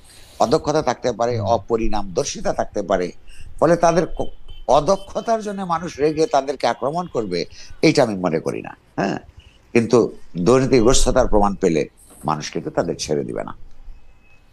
কবির ভাই, একটা বোনাস প্রশ্ন প্লিজ, আপনি খালি আমাকে এই বোনাস প্রশ্নটার জবাব দেন। আপনি তো অনেকভাবে কানেক্টেড, আমি জানি না আপনি এটা উত্তর দিবেন কিনা। আমরা জানি যে একজন স্বরাষ্ট্র উপদেষ্টা আছেন, আবার স্বরাষ্ট্র মন্ত্রণালয় বিষয়ক একজন বিশেষ সহকারী আছেন, উনার পদমর্যাদাও নাকি মন্ত্রীর সমান। এই ক্ষেত্রে উনাদের দায়িত্ব কি বন্টন করা আছে? মানে উনারা কে কোন কাজটা করবেন, বা মানে মানে এইটা কি আপনার জানা আছে? মানে কে কার বস, বা কে কার কি কোন কাজ, মানে কে উপরে কে? পরিষ্কারভাবে বন্টন করা নাই। এবং ওনারা দুইজনই একজন আরেকজনের কাছে রিপোর্ট করেন না, দুইজনই রিপোর্ট করেন প্রধান উপদেষ্টার কাছে। এই দুইজন কে নেওয়ার অর্থ হইল যে প্রথম জনের উপরে হ্যাঁ প্রধানমন্ত্রীর নিশ্চয়ই আস্থার অভাব, হ্যাঁ, সেইটার কারণে তাদের ভেতরকার টেনশন আছে। এটা একটা বিরাট প্রসঙ্গ। কিন্তু এই যে এখানে সমন্বয়হীনতা আছে, অদক্ষতা আছে, অঙ্গীকারের অভাব আছে, বুঝবার সমস্যা আছে। তো ডক্টর মোহাম্মদ ইউনূস যাই না বুঝা এরকম সেনসিটিভ একটা পোস্টে দুইটা লোককে রাখছে, মানে এটা যাই না বুঝা। এবং মানে আপনি বলছেন জেনে এবং বুঝে করছে, আমি খুব নিশ্চিত নই জেনে এবং বুঝে করেছেন কিনা। একটু বুঝ না থাকলে তো আরো সমস্যা করবে ভাই, মানে তো মহা মুসিবত, আমরা জানি না। তো করবে, আপনাকে অনেক ধন্যবাদ। আপনি আমাদের সাথে অনেকক্ষণ ছিলেন, মানে যতটুকু সময় আমরা আপনার কাছে চেয়ে নিয়েছিলাম তার থেকেও একটু বেশি সময় আপনি থাকলেন। আপনি যদি আমাদের দর্শকদের জন্য কিছু বলেন, নাহলে আমার আর কিছু বলার নেই, আমরা অনুষ্ঠান শেষ করি। জি, দর্শকদের জন্য প্রথমে হচ্ছে এতক্ষণ যারা যারা ছিলেন তাদেরকে আমি অনেক ধন্যবাদ জানাই তাদের ধৈর্যের জন্য। বাংলাদেশ একটা ক্রান্তিকালীন অবস্থার মধ্যে আছে, এইখান থেকে একটা ইতিবাচক উত্তরণের জন্য আমাদেরকে ঠান্ডা মাথায় আপনার অনেক ধৈর্যের সঙ্গে এগিয়ে যাওয়ার চেষ্টা করতে হবে। সবচেয়ে বড় কথা হচ্ছে চিন্তাশীলতা, চিন্তা করতে হবে, চিন্তার বিশ্লেষণগুলো নিজেদের মধ্যে বিকশিত করতে হবে। কেবলমাত্র গালাগাল কিংবা প্রশংসা এইটা পুরো সমাজকে উপকার করে না। আপনারা এটা মনে রাখলে খুশি হব। অনেক ধন্যবাদ আপনাদের। কবির ভাই, আপনাকেও অনেক ধন্যবাদ। দর্শক আপনাদেরকে ধন্যবাদ জানিয়ে আজকের অনুষ্ঠান আমরা এখানেই শেষ করছি। দেখা হবে অন্য আরেক দিন, আরেক সময়, আরেক অতিথিদের সঙ্গে। জি, থ্যাংক ইউ।